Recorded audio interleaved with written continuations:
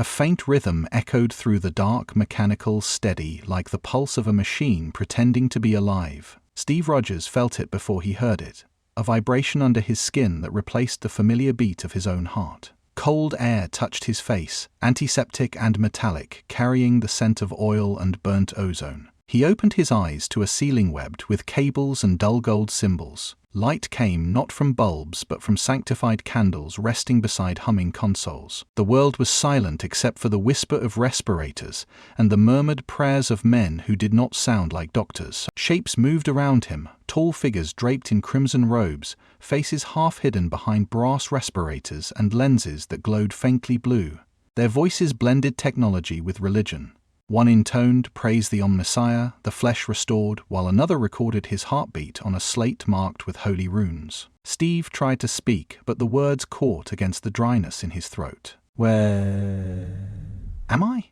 The nearest attendant paused, head tilting with mechanical precision. "You are aboard the Glory of Dawn, servant of the Emperor of Mankind," it said through the filter, the sentence vibrating with static. The name meant nothing. The accent, the manner, the absence of humanity in their tone, all of it unsettled him. He forced himself upright. Muscles remembered battles long finished. Scars tingled under pale light. Through a narrow viewport he saw stars countless, distant yet strange. The familiar patterns of the Milky Way were gone, replaced by nebulae twisted like wounds across the black. Outside drifted a fleet of colossal ships, Gothic fortresses armed with glowing cannons. He recognized war when he saw it, but never war so sanctified. One of the robed medici noticed his gaze. "Do not fear the sight of the Emperor's realm," the man said. "You gaze upon the Imperium. 10,000 years of his will made manifest." Steve blinked. 10,000 years? "Since the Great Crusade," came the answer, as if reciting scripture. "You are a relic from the age of strife, preserved by the machine god's mercy. Perhaps you were chosen." The words washed over him like ice water. He had fallen asleep in a world rebuilding from tyranny and awakened in one that had perfected it. Their eyes regarded him not with curiosity, but worship. When he reached for his shield lying beside the bed, scratched, dulled, yet intact, the medici bowed. "The sign of protection," one whispered. "An omen of the Emperor's favor." Steve clutched it, feeling its weight anchor him to memory. "Brooklyn. The war." Peggy's voice. "All gone?" he asked. "And freedom. Where does it fit in your Emperor's realm?" Silence answered. The machines hummed louder, as though embarrassed for their masters. The oldest of them finally said, "Freedom is chaos, my lord. Order is salvation." That phrase landed harder than any bullet. He looked into their eyes, saw belief so absolute it left no room for thought. They were prisoners who worshipped their chains. The realization hollowed him. Footsteps approached, heavy, metallic, deliberate. The robed men parted as a towering figure entered, an officer in armor the color of aged ivory, cape lined with purity seals fluttering like tattered prayers. His helm was under one arm, his face bore scars carved by discipline, not war. "The Inquisition will wish to see you," he said, voice calm, unquestionable. "The Emperor's light has delivered you to us. You will speak before the Lord Captain." Steve studied him. Authority radiated from the man, but so did fatigue, the exhaustion of someone who had never known peace. "I'll go," Steve said quietly, sliding off the slab.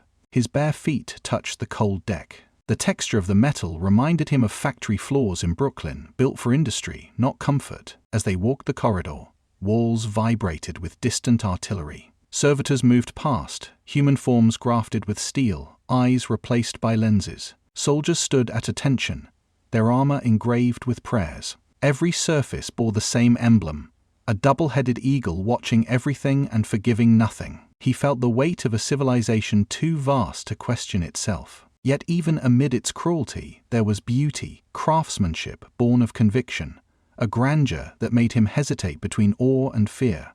This galaxy was magnificent and monstrous, and somehow it believed itself righteous. Through a viewing deck, he glimpsed an entire world burning below, its continents veiled in flame. The officer murmured, "Another cleansing. Rebellion must be erased." Steve's throat tightened. He had seen tyranny before, but never one this absolute. His reflection in the glass looked older, harder, smaller beneath endless stars. He whispered to himself, almost prayerfully, "This isn't freedom." The officer turned. "What did you say?" Steve straightened, eyes steady. Nothing you'd understand.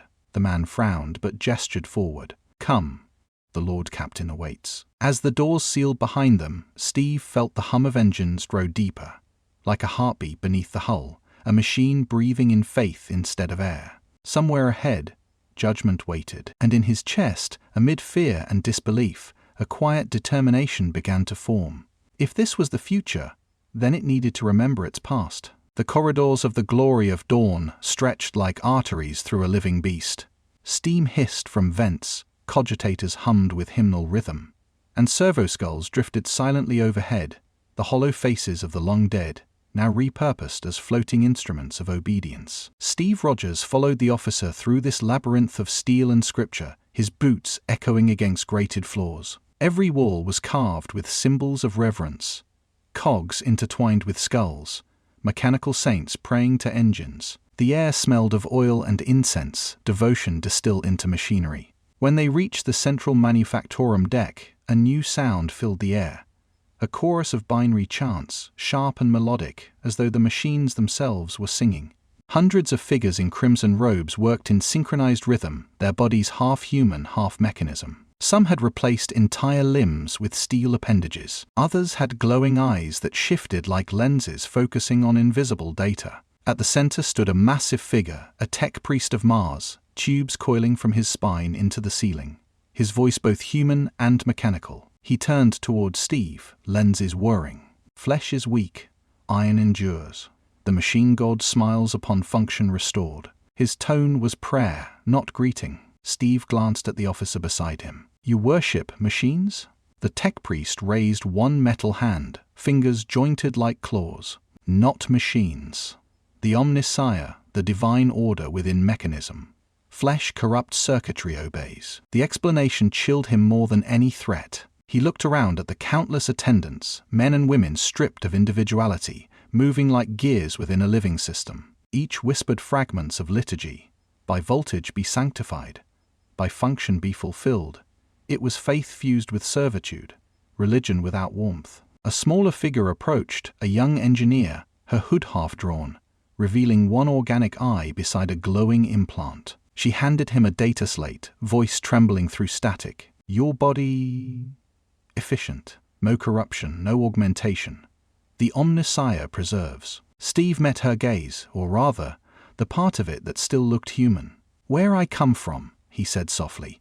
We fixed machines to serve people, not the other way around. She froze, as though he'd spoken blasphemy. Around them, the machinery continued its endless hum. The tech priest turned his head, mechanical vertebrae clicking. You misunderstand. Faith and function are one.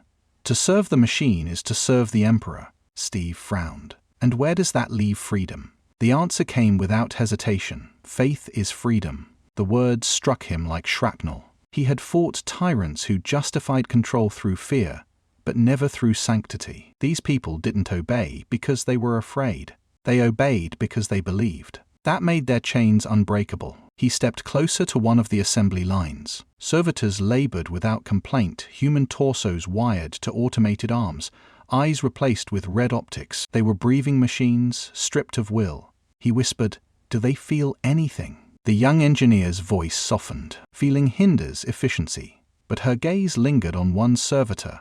Its lips moved faintly, like someone trying to remember a song. Something flickered in her expression, pity or guilt. Steve caught it. You don't believe all this, he said gently. Her jaw tensed. Belief is survival. To doubt is death. But you still doubt, he pressed. She hesitated. A moment of silence stretched between them, filled only by the rhythmic chanting of data psalms. Then she whispered, "Sometimes I wonder if the machine hears us. Or if we've only learned to hear ourselves." Her voice trembled like a wire under strain. Before Steve could answer, the tech priest's vox-amplified voice boomed across the chamber. Enough communion. The Lord Captain awaits. The young engineer lowered her head and stepped back, vanishing into the sea of red robes. As they walked toward the exit, Steve glanced back one last time. The manufactorum glowed in sacred gold, rows of faithful working in perfect rhythm, human souls compressed into function. The harmony was mesmerizing, beautiful in its horror. He whispered to himself, "They fight for life, but have forgotten why." The officer heard him but said nothing. As they ascended the lift, Steve caught his reflection in the polished steel walls, flesh surrounded by metal, humanity swallowed by purpose. He couldn't decide if he felt pity or anger. Perhaps both. When the doors opened, a blast of cold air hit them. The bridge awaited, command central of the ship, where the Imperium's order was enforced. But before stepping through, Steve looked once more down the corridor that led to the Manufactorum. He imagined the girl's single human eye glancing up from her console, still searching for something beyond duty. Faith is freedom, they had said. The words echoed in his head, hollow and haunting. Freedom without choice was just another kind of prison, one gilded with prayer instead of bars. He straightened, the old soldier's discipline returning. If this was the galaxy's truth, he would challenge it, not with defiance, but with remembrance. Somewhere within the endless hum of machines, humanity was still alive. It only needed to be reminded. The audience chamber of the Glory of Dawn was built like a cathedral turned into a war room. Tall arches rose into shadows, carved with scenes of conquest and judgment. Candles flickered beside data screens, incense mixed with the scent of burning metal. At the center sat Lord Inquisitor Varro, his armor black and gold, the sigil of the Inquisition glowing crimson across his chestplate. When Steve Rogers entered, the soldiers and adepts lining the hall knelt not to him, but to what he represented. Varro studied him with a scholar's patience and a zealot's certainty. "The Emperor has sent us a sign," he said, voice calm but cold. "A warrior preserved beyond the ages, armed with a relic shield, reborn in our darkest hour. The shield of humanity returns." Steve's jaw tightened. "I'm no one's prophecy. I'm just a man who got lucky enough to wake up." The Inquisitor smiled thinly. "You misunderstand. Men are temporary, symbols endure. The galaxy needs faith, not humility." He gestured to a pedestal. Upon it lay Steve's shield, polished, restored, ringed with purity seals. It gleamed under torchlight like a captured miracle. "Your weapon," Varro continued, "will remind humanity that obedience brings salvation. You will lead in the Emperor's name." Steve stepped forward, fingers tracing the shield's edge. He could still see the scratches from another war, another lifetime. "You want me to fight," he said quietly. "But for whom? For the people you rule, or for the power that rules them?" The question made the chamber still. Varro rose, the sound of his armor echoing through the vaulted room. "For order," he declared. "Freedom breeds chaos. You once fought tyrants, now you will fight the decay they caused." Steve looked at the soldiers kneeling nearby, faces hidden behind masks, eyes empty of doubt. He saw men who followed orders because it was easier than remembering what choice felt like. He thought of the young engineer on the Manufactorum deck, her lone human eye searching for something beyond obedience. He turned the shield upright. Its reflection caught the candles, scattering light across the dark chamber. "If I must fight," he said, his voice steady, "I'll fight for them. Not for you." A murmur rippled through the hall, even Varro hesitated. Then he nodded slowly. "So be it, Captain. The Emperor judges by deeds. Savant, perhaps you will understand faith." Guards escorted Steve out. The doors closed behind him like the sealing of fate. As he walked the corridor, the weight of the shield pressed heavier than armor. They saw him as a relic, as a weapon, as proof that destiny favored them. Yet all he felt was the burden of becoming something he never wanted to be, a symbol again. This time for a world that had forgotten what symbols meant. He paused before a viewport where the void burned with the light of distant wars. His reflection hovered against the stars, a soldier without a country, carrying the last piece of a forgotten ideal. Somewhere inside, fear and anger intertwined with purpose. They had given him command. He would give them humanity, whether they wanted it or not. Tarsis Prime burned like a furnace beneath a bruised sky.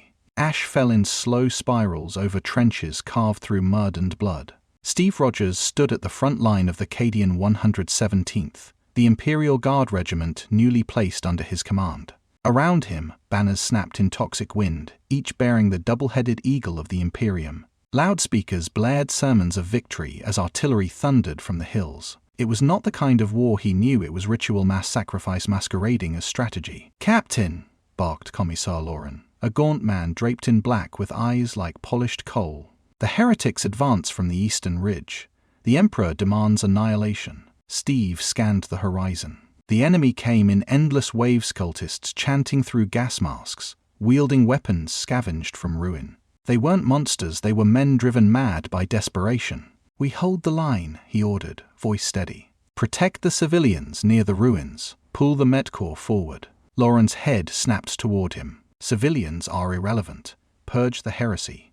Not while they're still breathing, Steve replied. The commissar's lips curled, but he obeyed. When the assault struck, the battlefield became thunder incarnate. Shells screamed overhead, lost fire lit the air like lightning. Steve moved through chaos with practiced precision, directing fire squads, pulling wounded soldiers behind cover, his shield catching streaks of molten plasma. Each impact rang like a hymn to defiance. He saw a group of guardsmen trapped behind a toppled transport. Without hesitation, he sprinted across open ground, shield raised. Bullets and energy beams ricocheted off the vibranium edge, flaring sparks into the smoke. Reaching them, he lifted the transport's twisted frame with a grunt, freeing the trapped trooper.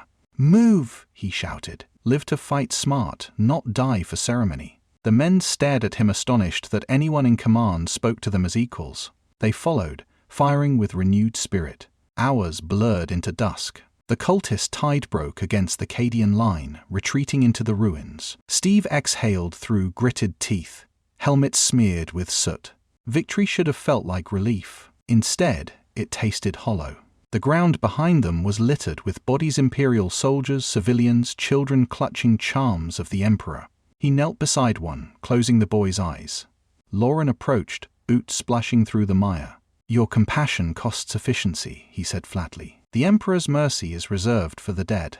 Steve rose slowly. Maybe that's why so many are dying. The commissar's hand hovered near his pistol. "Careful, Captain. Mercy sounds like treason." Steve didn't flinch. "If treason means saving lives, I'll wear the title." Their standoff hung heavy until another explosion rocked the plain. The moment passed. Lauren turned away, muttering prayers of purity. Steve looked toward the horizon where fire met fog.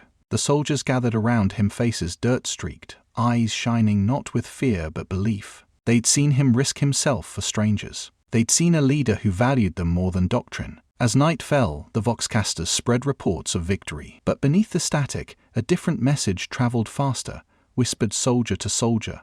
The captain fights for humanity, not the Emperor. Steve sat alone amid the wreckage, shield resting beside him. The stars above Tarsis were faint, smothered by smoke. He thought of Earth, of wars fought for freedom rather than permission. Somewhere within the roar of distant cannons, he heard his own conscience asking whether compassion could survive in a world built on fear. He didn't know the answer. But as he rose to rejoin his men, one truth settled deep within him: the Imperium might have given him command, but it could never command his soul. The Basilica of Judgment loomed like a cathedral carved from fear itself. Its pillars reached so high they vanished into shadow, and the ceiling shimmered with holographic depictions of saints burning in holy fire. The scent of incense was suffocating, meant to hide the odor of sweat and dread. Steve Rogers stood in the center of the hall, stripped of his armor but not his resolve. Chains of gold bound his wrists, more ceremonial than restraining, glinting under torchlight as if mocking the concept of freedom. The tribunal sat above him on a raised dais, a semicircle of robed figures crowned with gilded halos of circuitry. At their center was Lord Inquisitor Varro, expression unreadable. Beside him, a towering ecclesiarch leaned forward. "Captain Rogers," his voice thundered, amplified through the hall. "You stand accused of insubordination, moral corruption, and the crime of mercy. Do you deny these charges?" Steve looked up, his voice steady. "If mercy is a crime, then no, I don't." The chamber murmured like a living storm. Litanies of outrage whispered through vox channels. Varro raised a hand in silence. "Your actions on Tarsis Prime endangered victory. You shielded the weak instead of crushing rebellion. You disobeyed the Emperor's will." Steve's eyes met his. "I saved lives. Maybe that's what he wanted all along." The words struck the hall like a blade. One priest gasped. Another made the sign of the Aquila as if warding off blasphemy. Varro studied him quietly. "You speak of the Emperor as if you understand him." "I don't," Steve replied. "But I understand people. They don't need gods to make them good. They need someone to remind them they can be." The ecclesiarch slammed his staff against the marble floor. "Enough. You are not here to lecture the faith. You are here to repent." Steve straightened, shoulders squared under invisible weight. Repent for what? For being human. The silence that followed was so complete that even the servo skulls paused mid-flight. For a moment, the massive hall felt smaller, drawn tight by the gravity of his words. Then Varro leaned forward. "You defy doctrine, yet your conviction does not waver. That makes you dangerous." "Truth usually is," Steve said. The Inquisitor's gaze softened, just slightly. "The Imperium needs soldiers who believe in order, not ideals. But beliefs like yours, it cannot be erased." He turned to the tribunal. "The captain is not to be executed. His faith will be tested elsewhere. Reassign him to the Helios front." Gasps echoed across the chamber. The Helios front was a death sentence, a war zone where entire regiments vanished without record. Yet Steve felt no fear, only calm acceptance. He nodded once. "If my fight can save lives, I'll go."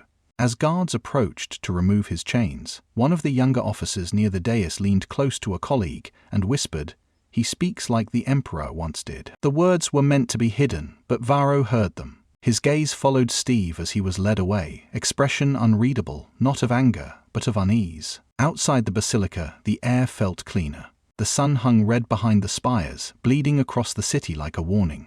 Steve inhaled deeply, the taste of metal and ash filling his lungs. Around him, soldiers stood at attention. None dared speak, but their eyes said enough: admiration, confusion, maybe even faith. He adjusted the shield on his arm, feeling its weight balance against the ache in his chest. They wanted obedience, he had given them conviction. They wanted a weapon, he had given them humanity. And as he walked down the marble steps into the gathering dusk, he knew that something had changed. The Imperium had seen many heroes, many martyrs, many saints, but it had never seen a man who dared to be moral. Night had fallen on the Helios front, but the war refused to sleep. The air shimmered with heat from smoldering wreckage, and the sky glowed a dull crimson from the fires of orbital bombardment. Among the ruins of shattered bunkers and twisted armor, small pockets of Imperial soldiers huddled close to the flicker of campfires. The smell of promethium and blood lingered, but tonight, for the first time in memory, there was something else in the air, something gentler. They spoke in whispers, voices low enough to be mistaken for wind. "The captain doesn't pray before battle," one said. "He saves before he kills," murmured another. No one mentioned his name, but everyone knew who they meant: the shield-bearer, the man who bled for strangers, who defied commissars and walked away unbroken. A young guardsman, barely more than a boy, traced a rough circle and stared in the dirt. "That's the mark they say was on his shield," he whispered, eyes wide. "A relic of old Earth." The older sergeant beside him frowned but didn't scold. Instead, he added another log to the fire and said, "Maybe it's not the mark that matters. Maybe it's what it means." Across the trench line, another soldier patched up a wounded comrade without waiting for orders. A field officer shared his rations with refugees, ignoring the ration codes. Little acts of compassion, quiet, forbidden, yet contagious, rippled through the ranks like embers drifting on wind. No one called it rebellion, but something was changing. The rigid machine of the Imperium was beginning to feel again. In his command tent, Steve sat beside a dying guardsman, his armor dented, his hands steady as he adjusted the man's oxygen mask. The soldier's breath came in ragged gasps. You shouldn't be here, sir," he wheezed. Steve gave a faint smile. "I'm exactly where I should be." The soldier reached into his bloodied tunic and pulled out a small, bronze medallion, the Aquila symbol, worn smooth with age. "My father gave me this when I joined the guard. Said it meant protection. But when you fight, sir, it feels like protection." He pressed the medallion into Steve's hand. "You remind us what the Emperor once meant before they turned him into a weapon." Steve closed his fingers around the medallion, feeling its weight. "Keep your faith," he said softly. "But remember, it's not faith that saves us. It's what we do with it." The soldier smiled faintly before his breathing slowed, then stopped. Steve sat in silence for a moment, then pinned the medallion to his belt, not as a token of worship, but as a promise. Outside, the wind carried faint hymns from distant vox speakers, mechanical voices praising victory, obedience, the Emperor's eternal light. But beneath the static, another frequency pulsed. A soldier's message spreads through the channels. The captain fights for humanity, not the Emperor. It wasn't a rallying cry yet. It was only a whisper. But whispers have power when people are afraid to speak. He stepped out into the night, the fires reflecting in his shield. The horizon burned, and the stars above were veiled by smoke, yet he found himself looking toward them anyway. For all their wars, the Imperium had forgotten that stars were meant to guide, not to judge. He spoke quietly, as if to the ghosts of those who'd fallen. "Rebellion doesn't start with guns," he said. "It starts when a man remembers what's right." Behind him, soldiers stood in silence, watching their commander with something the Imperium couldn't quantify or command: trust. At that moment, Steve Rogers understood that the real battle wasn't against heretics or Xenos, but against the idea that mercy was weakness. And somewhere deep within the void, in the spaces between faith and fear, hope began to breathe again. Not the kind proclaimed from pulpits or written in decrees, but the kind that lives quietly in the human heart, waiting for a reason to rise. Lethar's Reach was a graveyard of ice and iron. The wind howled across trenches lined with the frozen remains of fallen guardsmen, their armor half buried in snow like forgotten prayers. The sun never truly rose here, it merely bled pale light through perpetual clouds. Yet in that desolation, whispers began to thaw something long frozen in the hearts of men. They spoke of a commander unlike the rest, one who refused to offer their lives as currency for glory. They spoke of the shield-bearer.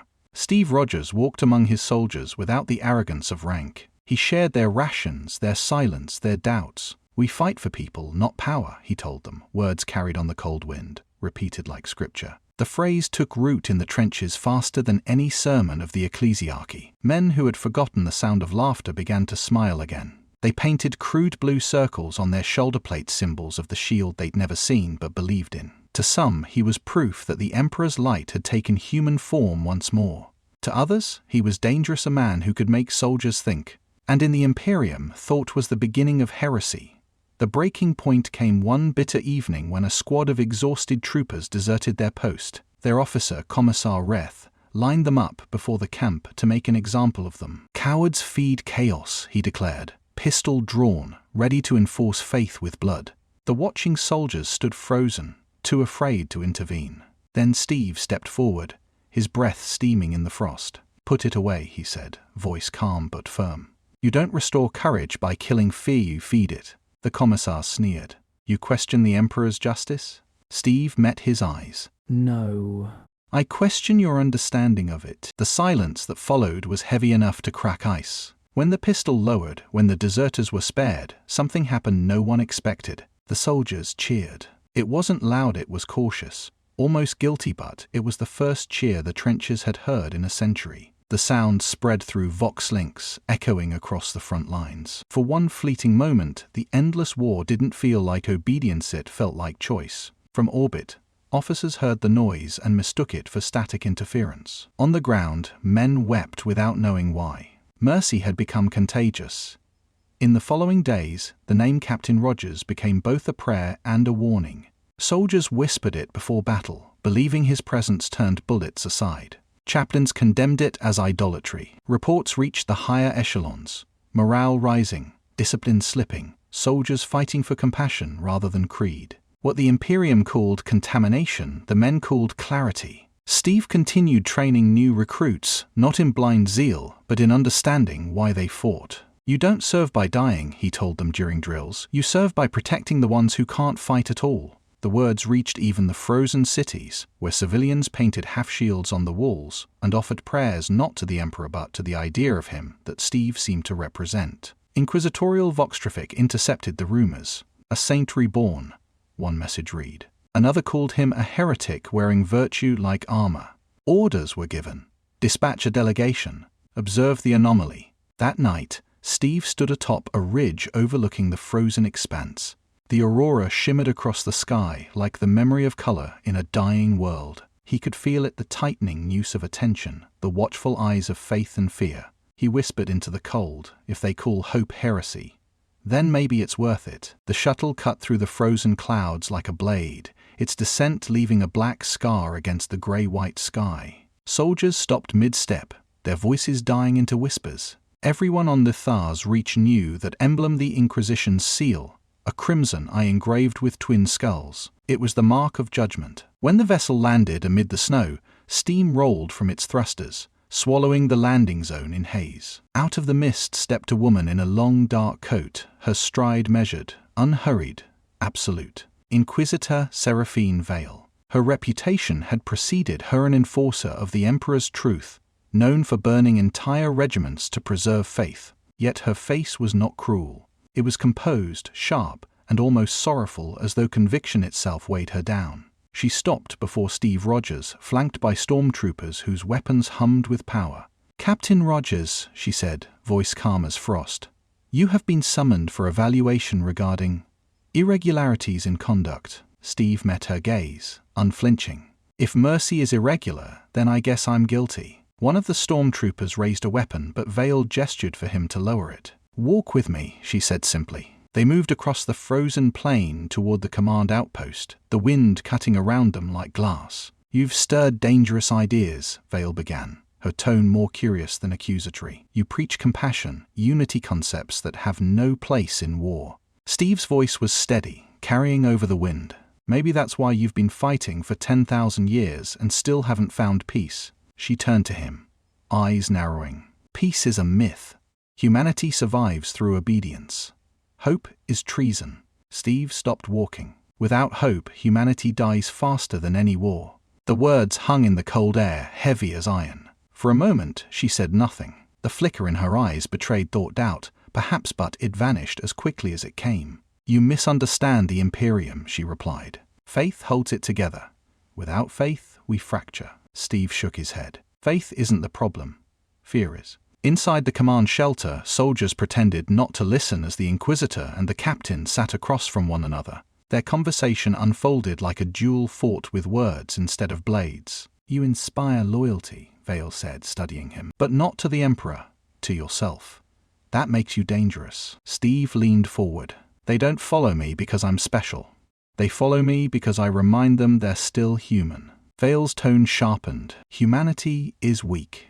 The galaxy devours those who hesitate." Steve's answer was soft, almost mournful. "Then maybe the galaxy needs to remember what it means to hesitate before killing." Her composure cracked, just slightly. "You think compassion will save you?" "No," he replied, "but it might save them." The silence stretched between them, charged like a battlefield before the charge. When she finally spoke, her voice was quieter. "You speak like a man who has never known despair." Steve looked at her, tired eyes reflecting the campfires outside. "Ma'am, I've seen more of it than you can imagine. That's why I don't worship it." When the meeting ended, she didn't arrest him. She stood, brushing frost from her gloves. "You will remain under inquisitorial observation," she said. "No further unauthorized actions." "Do I make myself clear?" "Crystal," Steve replied. She turned to leave, but paused at the door. The storm outside howled through the steel frame. For a heartbeat, duty and doubt fought across her expression. Without looking back, she said quietly, "You make me question everything." Then she was gone, the cold swallowing her footsteps. That night, Steve sat alone outside the command bunker, the wind biting through his coat.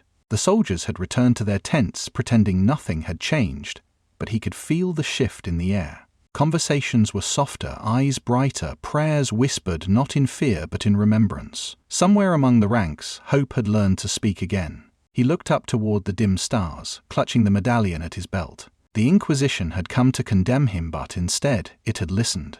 Somewhere in that frozen silence, an empire trembled. Not because of rebellion, not because of weapons, but because two believers, one of faith, one of conscience, had begun to doubt the difference between them. It began with paint, just a streak of blue across the walls of a hive city whose name no one remembered. The mark was crude, hurried, but powerful. A white circle surrounded by a blue ring. To the imperial authorities, it was graffiti. To the people who passed it in silence, it was salvation.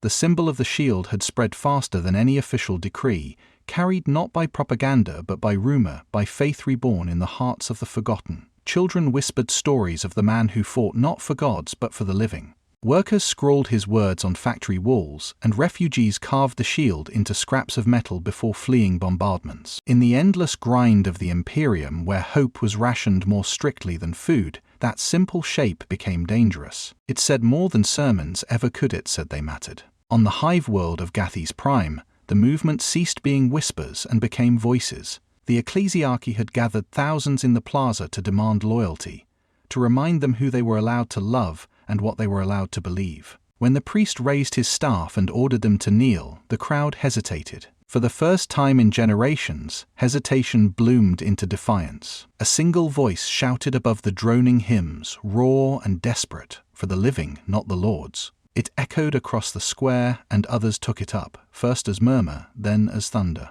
The chant became a heartbeat. The guards hesitated, uncertain, seeing not rebels but their own families among the crowd.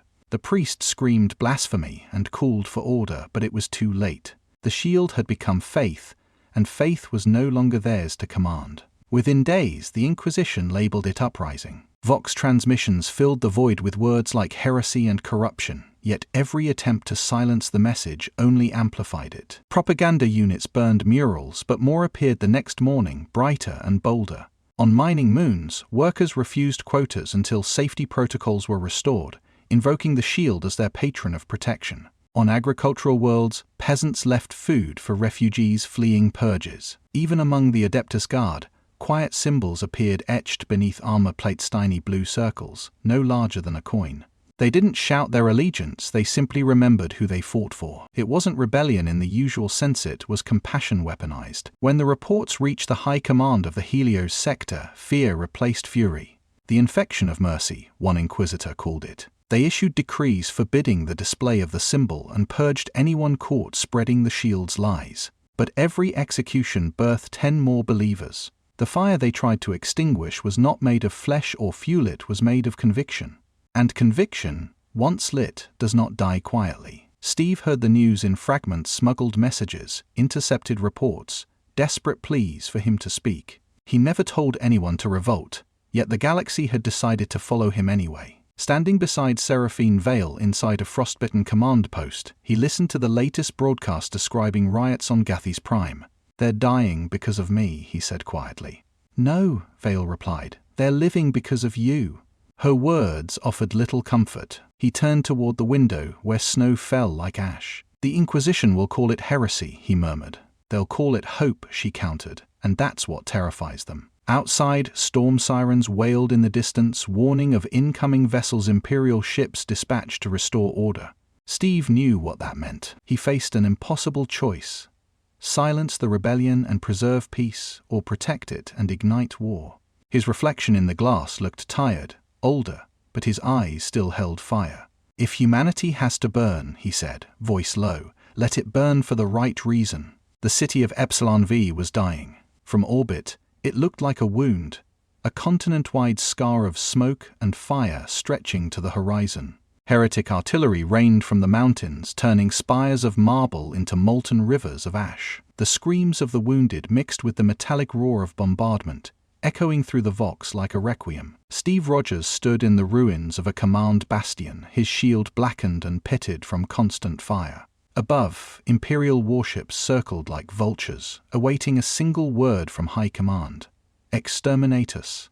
The order was simple: cleanse the heretics, burn the city, spare no one. But as he looked down from the shattered balcony, Steve didn't see heretics. He saw terrified civilians clutching their children, running through the streets that once held their homes. The doctrine called them collateral. His heart called them people. The transmission from orbit crackled to life. "Captain Rogers," Admiral Tarson's voice thundered, "initiate ground purge and mark the zone for cleansing.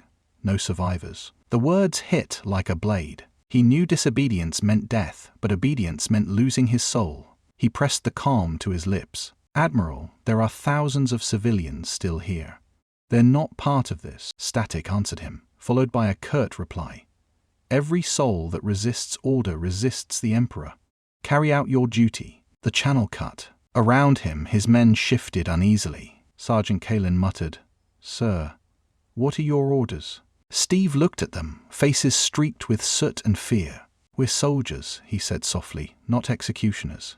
Do what's right, not what's ordered." Silence followed, heavy and uncertain. Then, one by one, the soldiers nodded. The choice was made. He led them through the smoke-choked streets toward the old magrail tunnels beneath the city. The air burned, the ground quaked, and the sky blazed with red tracer fire. Every explosion shook dust from the ceilings, but they pressed on, guiding families through the darkness by the faint glow of their helmets. A child stumbled, crying for his mother, and Steve lifted him effortlessly, shielding him from falling debris. "Keep moving," he urged, his voice calm amid chaos. "We're almost there." Behind him, his men formed a human chain to guide the civilians deeper into the tunnels. The youngest guardsman whispered, "If the Admiral finds out, we're dead."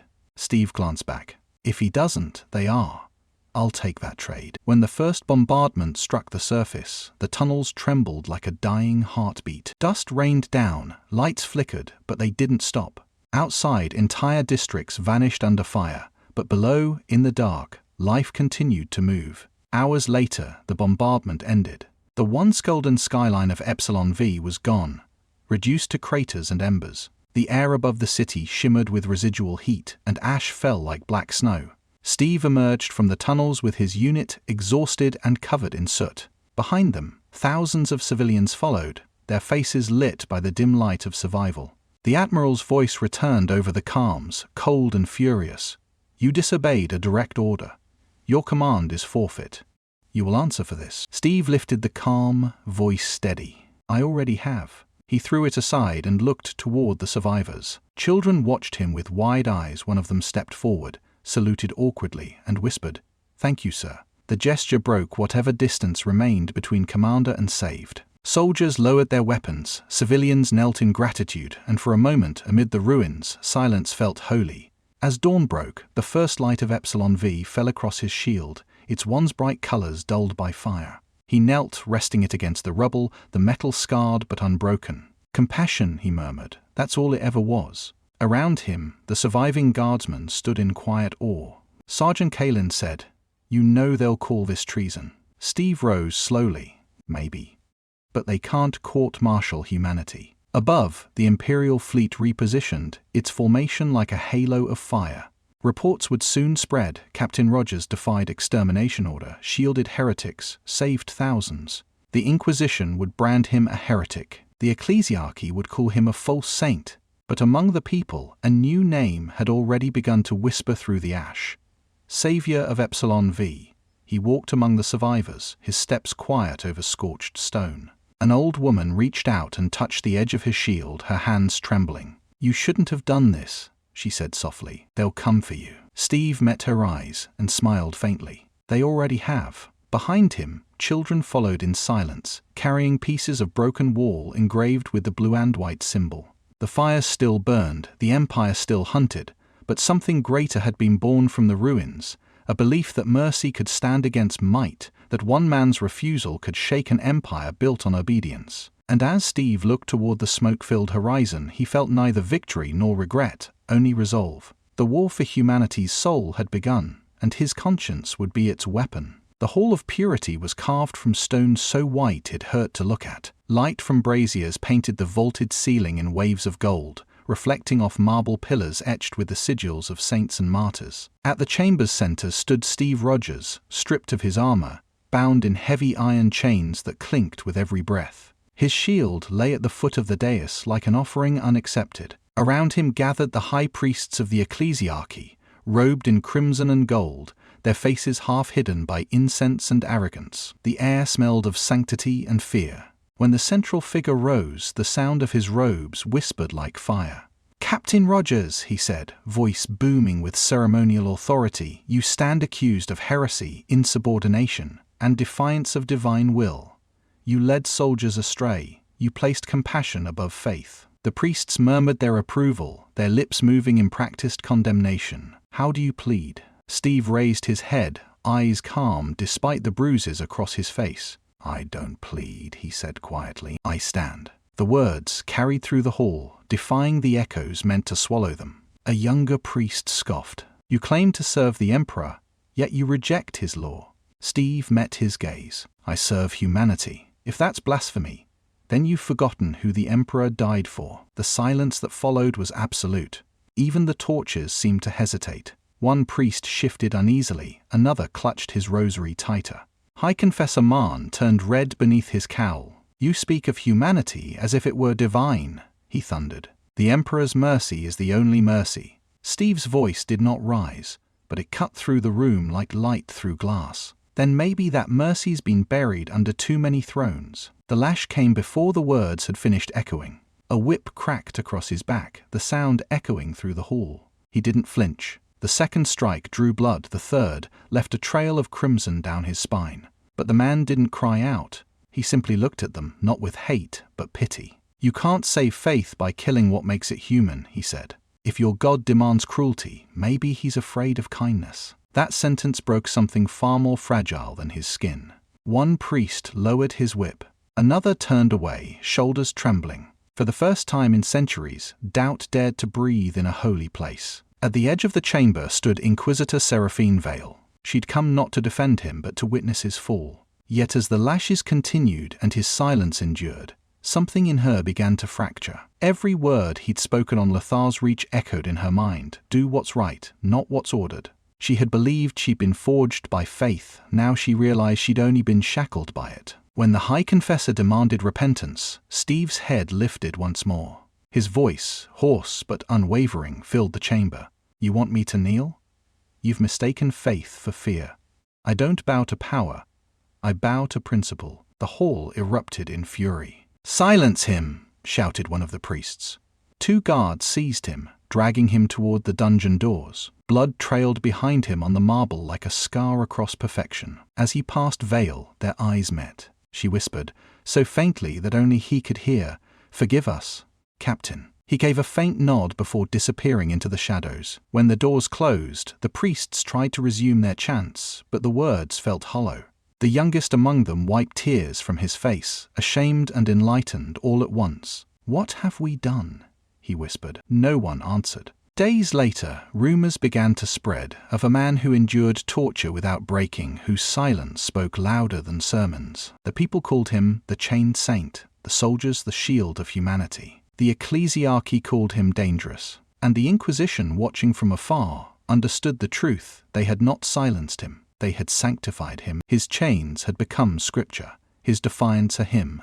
The trial meant to destroy him had birthed a myth, and myths, once born, do not die. The dungeon beneath the basilica was a tomb for the living. The air was thick with rust and incense, heavy with the memory of confession and screams. Steve sat against the cold wall, chains biting into his wrists, his breath shallow but steady. Above, the faint hymns of the ecclesiarchy filtered through the stone, praise sung by those who believed cruelty could be holy. He had stopped counting the hours. Time had lost meaning somewhere between the lash and the silence that followed.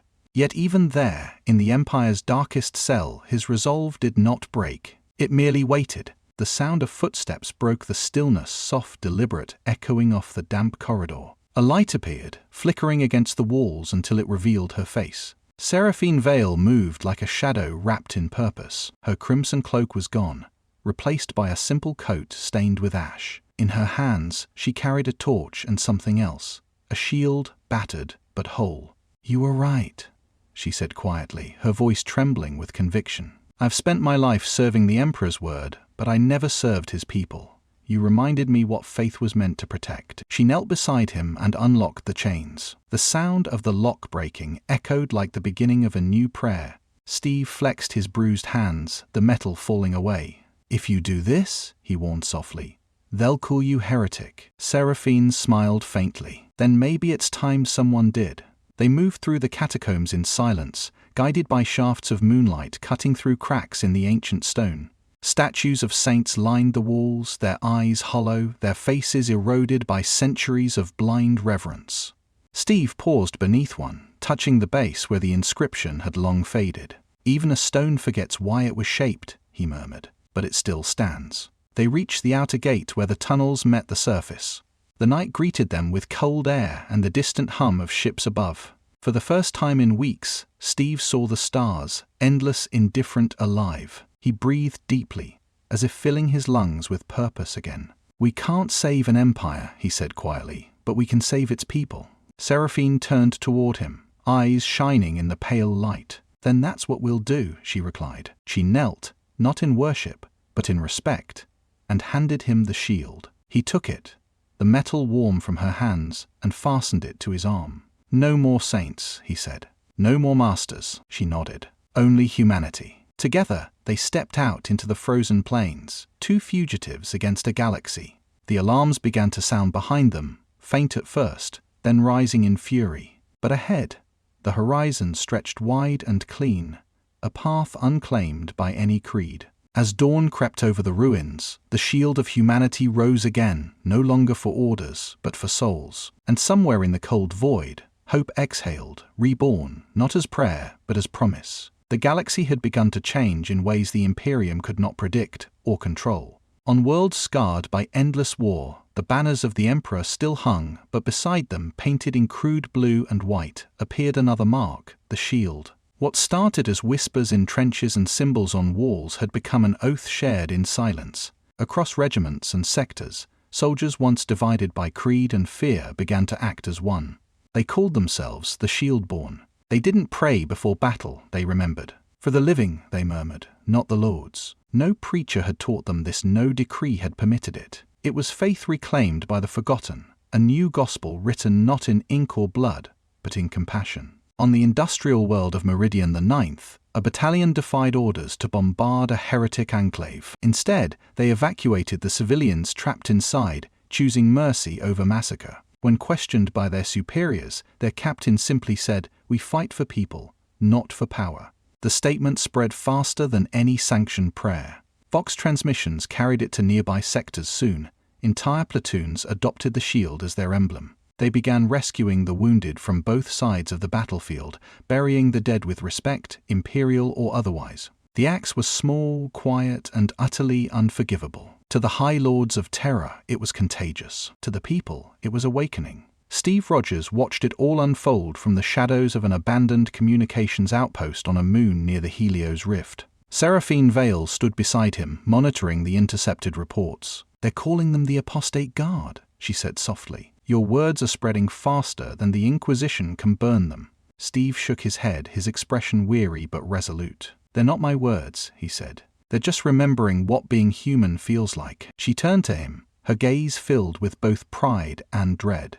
"You've started something the Imperium can't erase." He looked out across the stars, their faint light flickering through the bunker's cracked viewport. "I didn't start it," he murmured. "They did, the moment they chose compassion over command." Reports poured in daily. On Luthar's Reach, guardsmen refused to execute prisoners, choosing instead to rebuild the ruined city they'd once helped destroy. On Tarsis Prime, civilians and soldiers shared rations for the first time since the planet's liberation. Even elements of the Adeptus Astartes, the superhuman angels of death, began to question their orders, their purity seals torn and discarded. In one recorded Vox message intercepted by the Inquisition, a Space Marine captain declared, "He defies the Emperor. No. He reminds us why we swore to protect mankind in the first place." That transmission spread across 1,000 systems before it was silenced. By then, it was too late. The idea had evolved into identity. But the greater the light, the darker the shadow it cast. On Terra, the High Lords convened in secret council. "The shield of humanity," one declared, voice shaking with rage, "is a lie wrapped in virtue." Another added, "Compassion is the enemy of control." Across the chamber, an inquisitor spoke the inevitable conclusion, then control must be preserved through fire. Fleet orders were issued under the name Decree of Extermination. Every world bearing the symbol of the shield was marked for cleansing. The Imperium, terrified of its own awakening, had chosen to smother it in blood. Back on the frontier, Steve listened as the news reached him through static-laced transmissions. Vale's eyes dimmed with disbelief. They're declaring war on their own.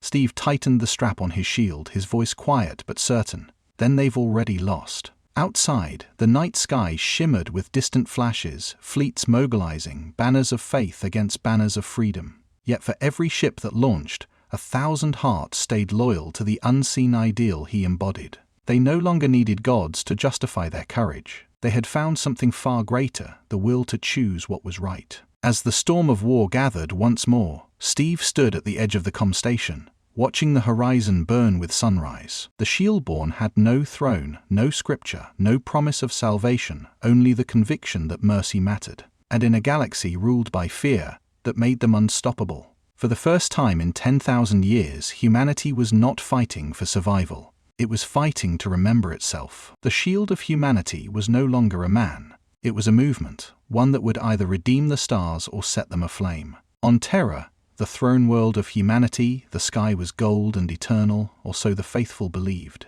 Beneath its sanctified glow, the High Lords of the Imperium gathered in the Hall of Concordance, a place where decisions shape the fates of galaxies. Marble pillars carved with the names of martyrs rose above a council table wide enough to seat empires. Servo skulls hovered in silence, recording every word as the chamber filled with outrage. The Shieldborn spread faster than plague, hissed one Lord Commander. Regiments corrupted by sentiment, compassion posing as virtue. Another struck the table with his gauntlet. The shield is blasphemy. Mercy is treason. The echo of that sentence rolled through the hall like thunder. In the shadows of the dais, an ecclesiarch lifted his hands toward the massive stained-glass image of the emperor and cried, "Purge the heresy before it consumes the soul of man." Outside the palace, the bells of terror tolled. Across the void, new fleets assembled, warships the size of continents, banners of gold and crimson snapping in the void. A proclamation went forth to every loyal world. By the decree of extermination, the Shieldborn are declared enemies of mankind. Billions were conscripted overnight. Preachers took to the pulpits, reciting prayers that sounded more like war cries. "The emperor demands obedience," they thundered, "and the fire of faith shall cleanse his realm." The machinery of the empire turned once more, grinding righteousness into ash. The crusade had begun, not against chaos or Xenos, but against the one force the Imperium feared most: human compassion. In a hidden command post deep within the Helios sector, Steve Rogers watched the transmission unfold on a cracked holoscreen. The image of the High Lords shimmered, their words laced with venom and fear.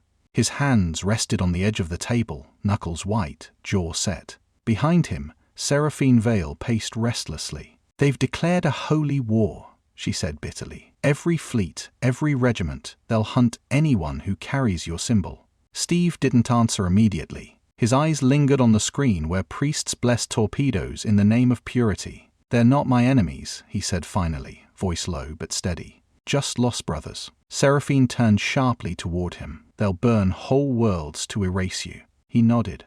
"Then we'll save what we can." Within hours, the crusade consumed the stars. Fleets descended upon worlds bearing the blue and white shield, their bombardments painting the night sky with fire. Cities that once whispered Steve's words were turned to dust. The Imperium declared victory with every life it destroyed. Yet in the ruins, the survivors still painted the shield. They carried the wounded instead of weapons, refusing to surrender to hatred. The paradox deepened. The Empire killed in the name of order, while the so-called rebels refused to kill at all. The universe had turned itself inside out. Faith now murdered meaning, and heresy preserved it. On one burning world, Steve and his small band of followers led an evacuation through collapsing streets, guiding refugees to shuttle bays as orbital bombardments rained from above. He moved like a ghost among the flames, the shield gleaming dimly through the smoke. A young soldier ran to him, panic in his voice. "Captain, they're coming!" "The Astartes, they're sending the angels of death themselves." Steve froze, gaze fixed on the inferno rising over the city. "Then this ends soon," he said. "Get them out." The soldier hesitated. "What about you?" Steve smiled faintly. "I'll buy them time." As the last ships launched, Seraphine approached, her face streaked with ash. "You can't fight them," she pleaded. "You'll die here." Steve looked past her toward the horizon, where the sky burned brighter than dawn. "Maybe," he said, "but if I run now, everything they've done means nothing." She reached out, fingers trembling. "They've twisted everything you stood for." He met her gaze, eyes steady. "Then it's time to remind them what it really means." He turned to the surviving soldiers, weary, wounded, but unbroken. "Protect the civilians," he ordered. "No retaliation, no vengeance.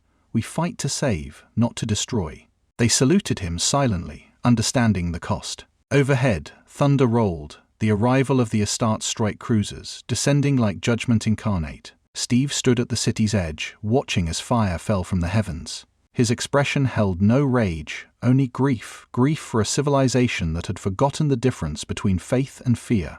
He whispered into the wind, "They kill to preserve faith. We save to preserve meaning." The ground trembled as the bombardment drew closer, but his resolve never wavered. For every city that burned, 1,000 hearts still remembered his words. And in the silence between explosions, those hearts began to believe that mercy could outlast fire. The plains of Antares were blackened glass, the bones of a world that had burned too many times to remember its own name. The wind howled across the wasteland, carrying ash instead of sand. Steve Rogers stood alone among the ruins, his shield strapped to his arm, his breath clouding in the toxic air. Behind him, a dozen refugees huddled in the hollow of a broken aqueduct, watching the horizon where thunder was gathering. It wasn't a storm. It was decent. A strike cruiser split the sky, fire trailing its engines, its insignia gleaming blue and gold. The Ultramarines, angels of death, had come, and at their head, Captain Tiberian. He landed in a storm of dust, the ground cracking beneath the weight of ceramite armor. The Marine stood twice Steve's height, his blade the length of a man, his voice deep and resonant through his helm's vox. "Captain Rogers," he said, "by decree of the High Lords and the will of the Emperor, you are to be purged. Kneel and accept absolution." Steve's stance didn't change. "You don't offer absolution," he said quietly. "You offer silence." The Marine's grip tightened on his sword. "You stand against the Emperor himself." Steve raised his shield. "No," he replied. "I stand for his people." The first strike came like lightning. The power blade crashed against the shield, sending ripples of force through the ground. The sound was not metal against metal, but belief against conviction. Tiberian pressed forward, blows falling like thunder. Steve moved with precision, every deflection deliberate, each step a refusal. Between strikes, their voices clashed louder than their weapons. "You claim righteousness," Tiberian growled, "yet you defy divine command." "If command demands cruelty," Steve said, parrying another blow, "then maybe divinity's been lost in translation." The Marine's blade halted mid-swing. For a heartbeat, his breath caught. "Blasphemy," he whispered, but there was no strength in the word. They circled each other, the air thick with heat and meaning. Tiberian's armor bore the scars of 1,000 crusades, symbols of faith carved deep into its plates. "You speak like a man who's never seen what lurks beyond humanity," he said. Steve's voice softened. "I've seen worse, men who've forgotten what humanity means. Their gazes locked, one mortal, one transhuman, both carrying the weight of impossible duty." Tiberian lunged again, but his movements faltered. The sword stopped inches from Steve's chest. The Marine's voice broke through the silence, heavy with something that sounded like grief. "If you're wrong, you die a fool." Steve lowered his shield slightly. "Then I die believing people are worth saving." Tiberian's grip slackened. "And if you're right," his tone dimmed to a whisper, "then we've all been blind." The two stood in the settling dust, surrounded by the stillness of the aftermath. No victor, no surrender, just understanding. Tiberian deactivated his blade and stepped back. "This mercy of yours," he said, "it will unmake the Imperium." Steve met his gaze. "Maybe it'll make something better." The Marine turned away, his massive frame silhouetted against the burning horizon. "I was ordered to end you," he said quietly. "Instead, I will say I never found you." Then he launched into the sky, leaving only scorch marks in the glass and a silence that felt like revelation. Steve watched until the ship vanished into the clouds. Behind him, Seraphine approached, her voice low. "He spared you." "No," Steve said, eyes on the heavens. "He spared himself." The vox crackled suddenly, a message intercepted from the Inquisition. Terra had spoken. "By command of the High Lords, initiate exterminatus upon the shield-born world of Luthar's reach." The blood drained from Seraphine's face. Steve tightened his grip on the shield. "Then the war for the soul of humanity," he murmured, "has just begun." The sirens began before dawn. A low, trembling note rolled across the valleys of Luthar's reach, rising into a scream that no one mistook for warning. It was farewell. Above the city, the morning light dimmed as shadows crossed the sky. The fleet had arrived. Dozens of warships drifted into formation like an iron halo, their hulls glowing with the gold and crimson of the Imperium. From their bellies hung the weapons of final judgment, cyclonic torpedoes, capable of turning oceans to vapor and continents to glass. The people called it by one name only: Exterminatus. And today it came for them. In the heart of the capital, beneath the cracked banners of a fallen empire, the shield-born gathered. Farmers, soldiers, medics, refugees, all wore the same symbol painted across armor, cloth, and skin.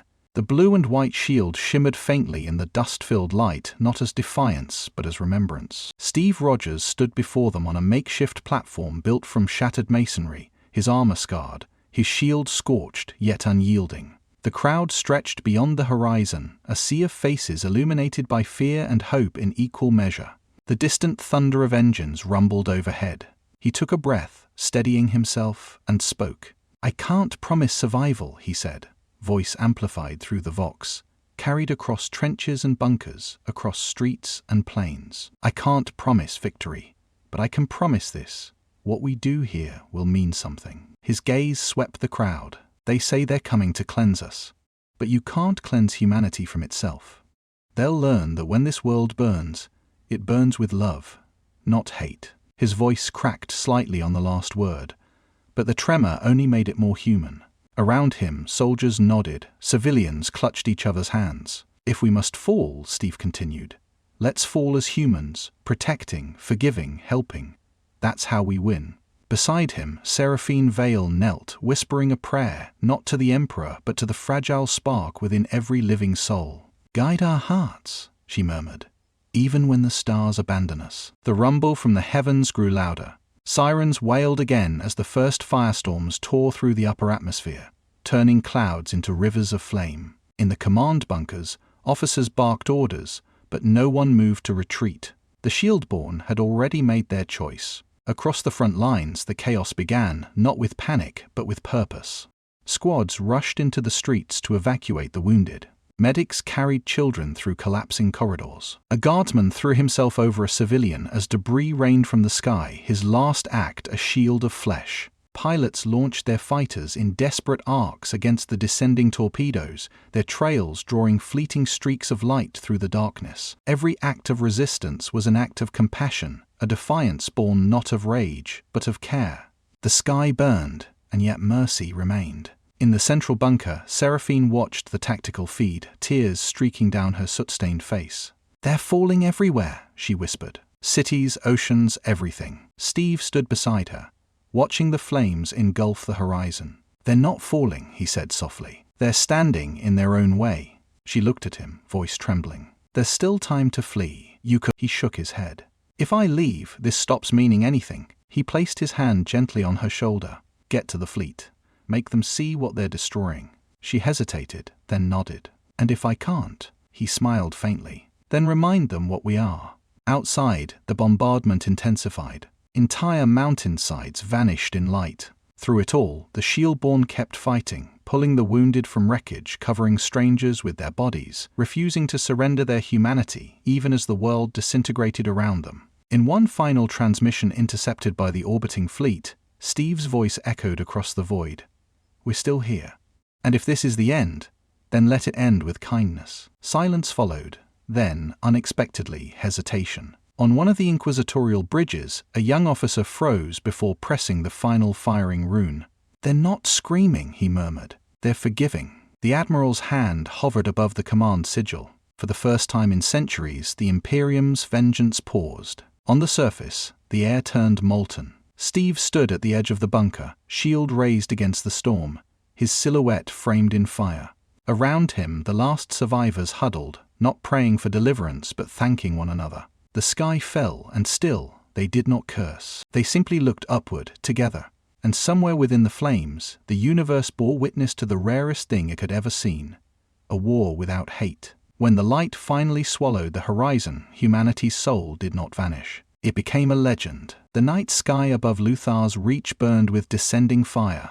Seraphine Vale sprinted through the ruins of the outer compound, her breath ragged, her cloak torn to ribbons by shrapnel. The ground shook with each impact, the air thick with ash and static. Somewhere far below, she could still hear Steve's voice echoing through the Vox relays, calm, resolute, heartbreakingly human. "If we must fall, let's fall as humans." She clutched a data slate to her chest, a recording of his final speech, compressed and encrypted. It was all she had left to give. At the edge of the landing field stood a single shuttle, its hull scorched and leaking coolant. It had once belonged to the Ecclesiarchy, a vessel of judgment now repurposed for mercy.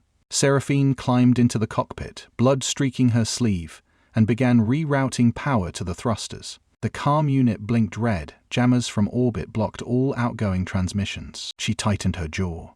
"Not yet," she whispered, overriding safety locks. The engines roared to life, and with a deafening surge, the shuttle tore into the sky, weaving through plumes of smoke and falling debris. The orbital defenses came alive instantly, cannons tracking her ascent, firing bolts of light that turned the darkness into day. She flew low, skimming the edge of the atmosphere, alarms shrieking in protest. Every maneuver brought her closer to the fleet, closer to the ships poised to end everything below. Her fingers trembled on the controls, but her voice remained steady as she opened the fleet-wide calm channel. "This is Inquisitor Seraphine Vale," she began, breathless but clear. "Stand down. You've seen what he stands for, what we've all forgotten." Static crackled. Then the Admiral's voice cut through, furious. "Vale? You're committing treason. The Order is sanctified by terror itself." She ignored him. "He stands for mercy," she said, louder now, forcing the transmission to every ship. "For everything the Emperor once meant before we turned him into an excuse. Look at what you're killing, not heretics, not traitors, humans, children, families. You claim to protect the Imperium, but what is an empire without its soul? For a heartbeat, nothing." Then, on several bridges, crewmen froze at their stations. One woman covered her face, whispering a prayer through tears. Another dropped his hand from the firing rune. "She's right," someone muttered. The Admiral's voice thundered again.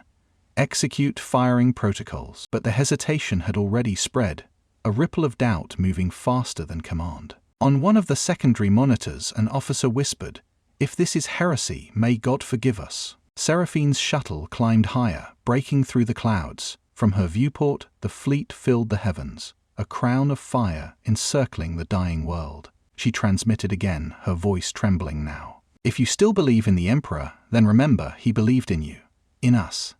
Show him that we remember too." Her tears fell freely, vanishing into the light of the consoles. Alarms blared, target locks confirmed. She looked at the recording still playing beside her.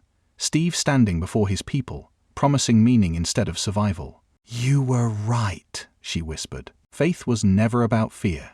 A blinding flash filled the cockpit as the first blast struck. The shuttle shook violently, the hull splitting apart. Fire consumed the cabin, panels erupting in sparks. Her final transmission cut through the interference one last time. "If mercy is heresy, then let it be holy." The signal went dead.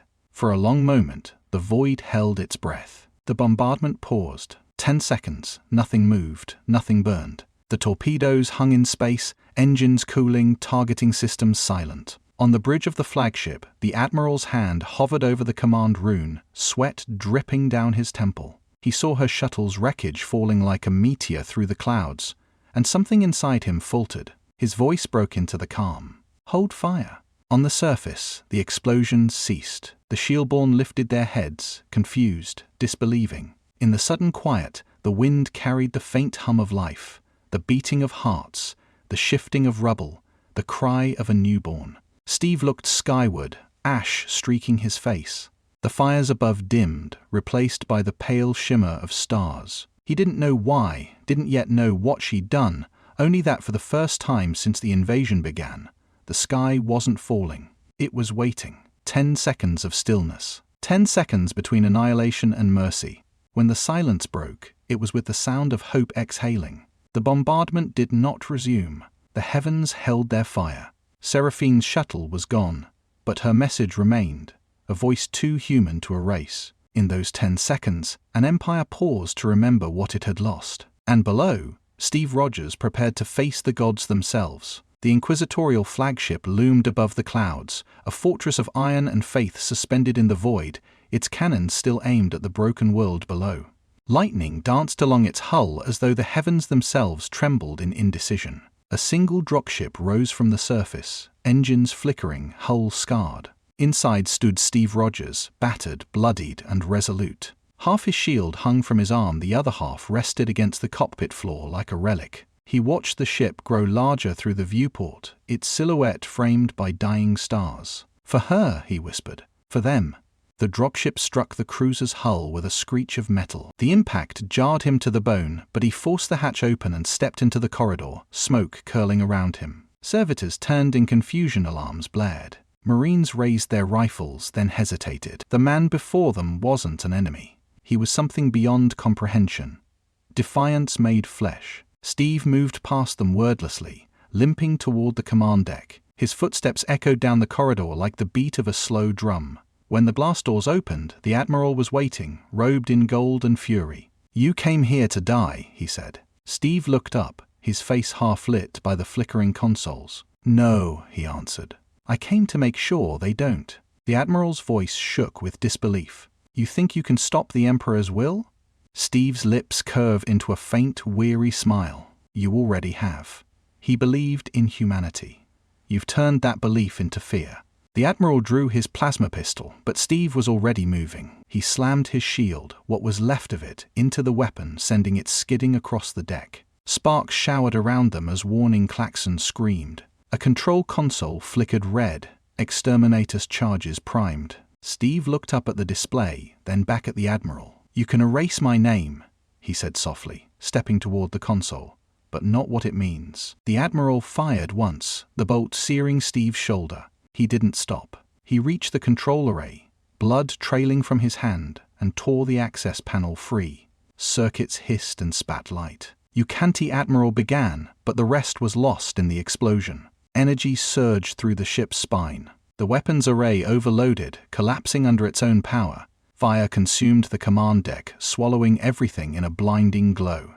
In those final seconds, Steve pressed his hand against the calm switch and whispered his last message to every channel still open. Protect each other. The explosion bloomed like a second sunrise. From the planet's surface, the survivors looked up as the flagship erupted in silence. No sound, just light. It spread across the sky, shimmering into the shape of a shield before fading into starlight. The bombardment ceased. The fleets withdrew, wordless, their banners lowered. The Imperium would call it the Heretic Star. But on Luthar's reach, the people knew better. They called it the Shield Ascendant. And under that eternal glow, humanity remembered Mercy had not died. It had simply gone home. The galaxy forgot his name, but not the shape of his ending. Centuries after the sky of Luthar's reach bloomed into a shield of light, the Imperium charted the flare and stamped it with a cautionary sigil, the Heretic Star. Navigators marked it on their maps like a wound in heaven, a bright reminder that mercy had once contradicted law. Cathedrals told another story if they told it at all. Scribes scraped vellum smooth, archivists erased campaign logs, and catechisms gained a new warning. Beware the false saint who whispers of kindness. Yet garrison barracks still traded rumors after lights out. Old soldiers, drunk on record and memory, spoke of a commander who never asked men to prove their faith with blood. A man whose silence had preached louder than any sermon. In outlying settlements where the ecclesiarchy's voice arrived thin and late, children traced broken circles in dust. Half-shields they swore could keep nightmares out. Priests, traveling through on inspection, erased the drawings with the ends of their staves, eyes hard, hands shaking. They told the children to forget. The children did not. Above them all, the star went on shining faint, defiant, uncontested by time. Its light took centuries to arrive, but when it did, it fell upon faces that looked up and felt something they didn't have a name for anymore. On Terra, where towers pierced daylight and the air tasted like doctrine, a junior archivist named Lyra catalogued a crate of condemned data crystals artifacts, bound for ceremonial unmaking. The vault was colder than judgment stasis fields hummed like held breath, and every movement echoed like guilt. One crystal sparked against her glove and spilled a fragment into the air. A ghost of a man framed in fire, voice soft as prayer. "Protect each other," he said. The words rang through the vault with the weight of a fallen bell. Lyra did not move for a long time. When she did, she set the crystal on the table like a relic and listened again. The line was brief, the image scarred by interference, but the cadence was human in a way scripture no longer sounded. She thought of the temple homilies she'd copied by the thousands obedience, purity. Firand realized she could not recall a single sentence that asked her to love. She rewound the fragment until the syllables frayed, then opened a forbidden lexicon and cross-referenced ancient campaigns. Redactions tiled the screen like iron shutters. Beneath one blackout, a surviving margin note glimmered. Charges primed. 10 seconds. Forgiveness. Her pulse climbed. She closed the vault, shut out the statues, and wrote a line in a notebook no one else knew existed. Mercy once lived. The ink shook as it dried. Later that night, in a chapel crowded with incense and certainty, she knelt and could not make the old prayers exit her mouth. The silence she kept instead felt truer than worship. The star kept moving, an ember in the navigation of generations. On fortress moons, quartermasters stamped requisitions with tired hands while sergeants told midnight stories they pretended were jokes. A shield raised over strangers, a trial where chains failed to make a man kneel, a bombardment that paused for 10 eternal seconds, long enough for a world to breathe. Children hiding outside the barracks door tried to hold their breath for the same count, giggling when they failed, solemn when they managed it, certain some hidden machinery in the sky had listened. In Manufactoria, where soot buried seasons, workers scratched half circles into grease and wiped them away when overseers turned. In pilgrim caravans, grandmothers tied blue threads around infants' wrists, saying it helped them sleep. And always, priests on inspection days scraped symbols from walls, burned cloth charms, and corrected songs. They did not understand why the small defacements left them feeling smaller. In deep space, a patrol ship drifted past the heretic star with its lights dimmed for reverence or fear, no one could say. A junior lieutenant on the bridge, exhausted to the marrow, lifted his eyes and felt the precise ache of wanting to be good without permission. He did not speak. He would, someday. For now, the hush spread down Vox lines, across mess tables, through laundry rooms and listening posts until the web of remembrance was too fine to cut. The Imperium's history marched forward in polished boots, but under its cadence walked a different time, measured by the speed of light and the stubbornness of truth arriving late and still on time.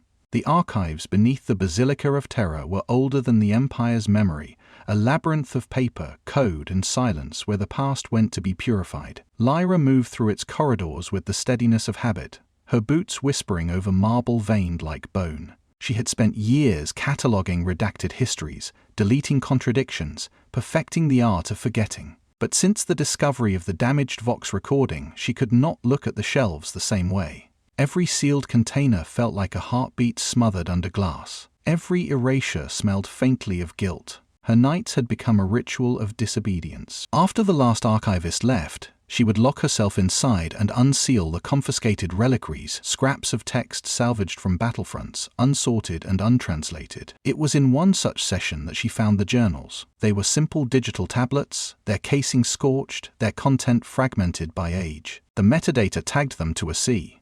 Rogers, Terran, 20th Millennium Origin.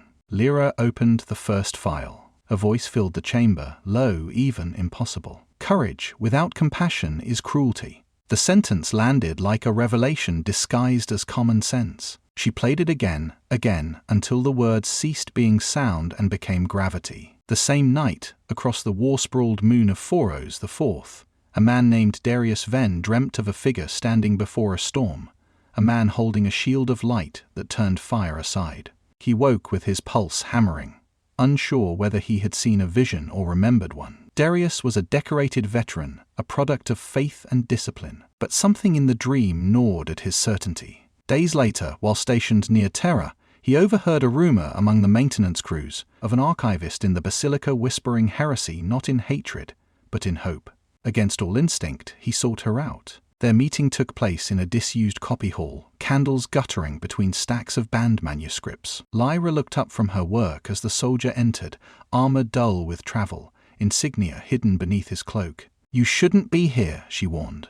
"Neither should you," he replied. He removed a small charm from around his neck, a half-shield carved from spent bullet casing. "They say it's bad luck," he said softly, "but it's the only thing that lets me sleep." She studied him for a long moment, then handed him one of the recovered tablets. "Listen." They sat in the dim light as the fragment played. Steve's voice, worn yet unbreakable, filled the room. "If we must fall, let's fall as humans." Darius stared at the floor, jaw tight. "We used to sound like that," he said finally. Lyra nodded. "Once." She opened another file, pieces of journal entries half consumed by corruption. "No victory worth having demands innocence as its price. Faith means nothing without choice." The words flickered like code resisting deletion. Darius leaned closer. "Why would they erase this? Because it remembers," she whispered. "And remembrance terrifies them." Over the following weeks, the two met again and again, gathering others who had felt the same unease, scholars, medics, veterans, even a priest who could no longer recite his sermons without choking on them. They came not to worship, but to remember. In abandoned scriptoriums and under maintenance decks, they shared the fragments of Steve's journals, copying lines onto scraps of parchment or whispering them into hidden Vox channels. Courage without compassion is cruelty. Protect each other. Do what's right, not what's ordered. Each phrase spread like contraband grace. One night, during the third gathering, the group formed a circle of candles on the cold floor. Lyra read the last surviving line from the recordings, a phrase scrawled in Steve's own handwriting, preserved by fire. "For the living, not the Lord's." The words lingered in the still air. No one spoke for a long while. Then, quietly, Darius said, "We can't fight them with weapons." Lyra met his eyes. "No," she said, "but we can fight them with memory." Around the circle, heads bowed, not in prayer, but in agreement. Each person repeated the line, softer each time, until it became a rhythm more than speech. Candles flickered, shadows bent like witnesses. When they finally extinguished the flames, the darkness felt different, not empty, but expectant. Above the sealed world, beyond its silence, the heretic's star still glowed faintly in the void. And with it, the impossible idea that one man's mercy could outlast an empire. Belief, reborn from ashes, had found its breath again. The sound began as a hum. In the barracks of distant worlds, soldiers cleaning their weapons found themselves murmuring words they didn't remember learning. The tune was simple, a slow cadence that spread faster than orders could silence it. Protect each other. No one knew who had written it. Chaplains called it a field hymn, harmless enough to calm the ranks. But under that calm, something older stirred. On armor plates, in the dust of transport decks, the half-shield sigil appeared again, scratched by knives, etched by nails, painted in blood. The mark no longer meant defiance. It meant remembrance. To those who wore it, it whispered a single truth. Mercy was not treason. Across the Imperium, sermons faltered. Priests paused mid-sentence, their voices trailing off at the sight of soldiers with eyes unafraid. "The heretic's star is a warning," one preacher declared before hesitating, "and yet it still shines." The congregation waited for him to continue.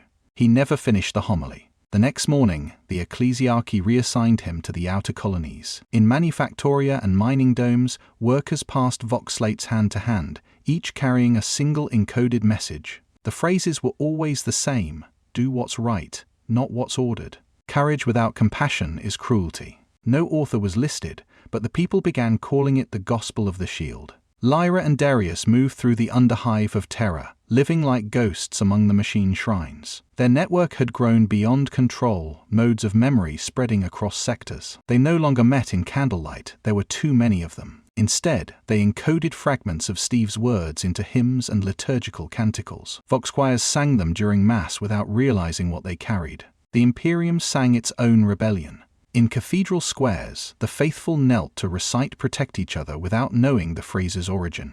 The words passed through lips conditioned by fear, transforming obedience into quiet grace. Darius would stand among them, helmet in hand, feeling something he hadn't felt since his first day as a soldier, a belief that did not need permission. But the Inquisition is patient, and its silence always ends in fire. One night, as Lyra decoded the last fragments of Steve's journal, the alarms began to sound. Darius burst into the chamber, his voice a shout over the klaxons. "They found us." Data screens flickered red.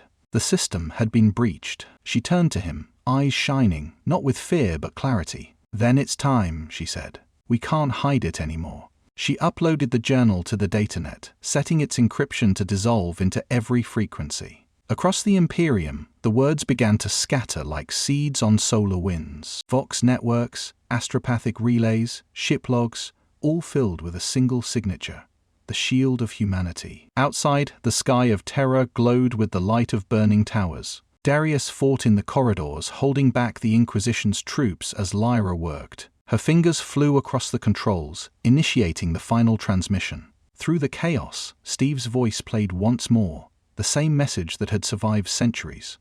"If we must fall, let's fall as humans." The sound echoed through the vault as armed men forced their way inside. Lyra looked back at Darius and smiled. "Let him be remembered," she whispered. Then she pressed the final key. The explosion that followed tore through the data vault, but the transmission had already left the planet. Light raced faster than the flames, fragments of mercy encoded into eternity. The Inquisition purged every trace they could find, but it was too late. Across the stars, 1,000 hidden terminals blinked awake, displaying the same line: for the living, not the lords. In every purge, the idea only grew stronger. The Imperium had won its silence, but lost its certainty. And above them all, the heretic's star shone on, bright as conscience, unblinking, eternal. The outer rim was silent, too far from terror for sermons, too far from chaos for war. The void there was pure, an endless sea of stars where even the echoes of empires faded. It was here, among the halo systems beyond mapped space, that the fleet Vigilant Dawn drifted through dust and time. Its mission was simple: to chart forgotten worlds. Its reality was boredom. Days passed in the hum of engines and ritual. Then, one shift cycle in the calm's bay, a signal arrived. Weak. RC. Impossible. Technician Mara Olan nearly dismissed it as static. The transmission flickered between frequencies, distorted by centuries of cosmic interference. She adjusted the gain, and words emerged, faint but clear, cutting through the static like breath in frost. Protect each other. Her heart stopped. It repeated. Protect each other. The message looped endlessly, wrapped in an archaic Terran encryption no one on board recognized. The system clock time-stamped it at more than 3,000 years old. She replayed it again and again, tears welling unbidden. In a universe that preached obedience, she had just heard kindness. By protocol, she reported the anomaly to the bridge. Within an hour, the officers gathered, the captain, the ship's confessor, and a representative of the Inquisition assigned to spiritual oversight. The recording played once more. The Inquisitor's expression turned to stone. "This message is heretical," he said. "A relic of the apostate age," the captain frowned. "And yet, it's beautiful." The Inquisitor's voice sharpened. "Delete it. Seal the records. No one must hear." But it was too late. The crew already had. The comms deck had been filled with technicians during the playback, and by the next rotation, the phrase had spread through every corridor of the ship. Whispered, repeated, remembered. Protect each other. It was no longer a message. It was a prayer. The contagion of compassion spread faster than censorship. Fleet chaplains, confused but moved, began to interpret the phrase as an ancient teaching of the Emperor himself, a forgotten sermon preserved by divine will. "Perhaps," one priest murmured during service, "the Emperor meant for us to remember this, when war made us forget why we fight." The Inquisition issued warnings, but the words kept moving. Pilots carved them onto flight helmets. Soldiers engraved them on ammunition belts. Protect each other became a quiet greeting among the ranks, a code of trust in a culture built on fear.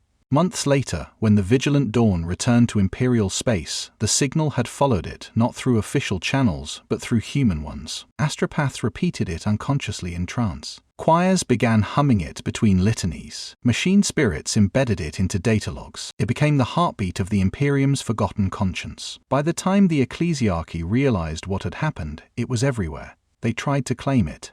"The Emperor speaks again," they declared, printing the phrase on banners and codices. But the people already knew it didn't come from power. It came from memory. And memory had no master. Across the galaxy, small changes began to appear. In the chapel of the Vigilant Dawn, the statue of an angel of war was replaced with a mural, a simple image of human hands joined, holding one another against the darkness. On garrison worlds, soldiers painted the half-shield symbol beside their unit insignias. Medics began calling rescue operations shield runs. In Vox chatter, the phrase "shield up" became shorthand for compassion, protect your comrades, hold the line, save who you can. No decree had ordered it. It simply happened. One night, Captain Olan stood alone on the bridge, watching the stars drift past. The old signal still played quietly in the background, looping forever. She imagined the man who had sent it, a name lost to history, but a voice that had survived extinction. "You did it," she whispered. "They finally heard you." Somewhere beyond her sight, the heretic star glimmered, its light now part of a constellation shaped like a broken shield. It guided navigators through the void, a compass of light in a faith that had rediscovered meaning.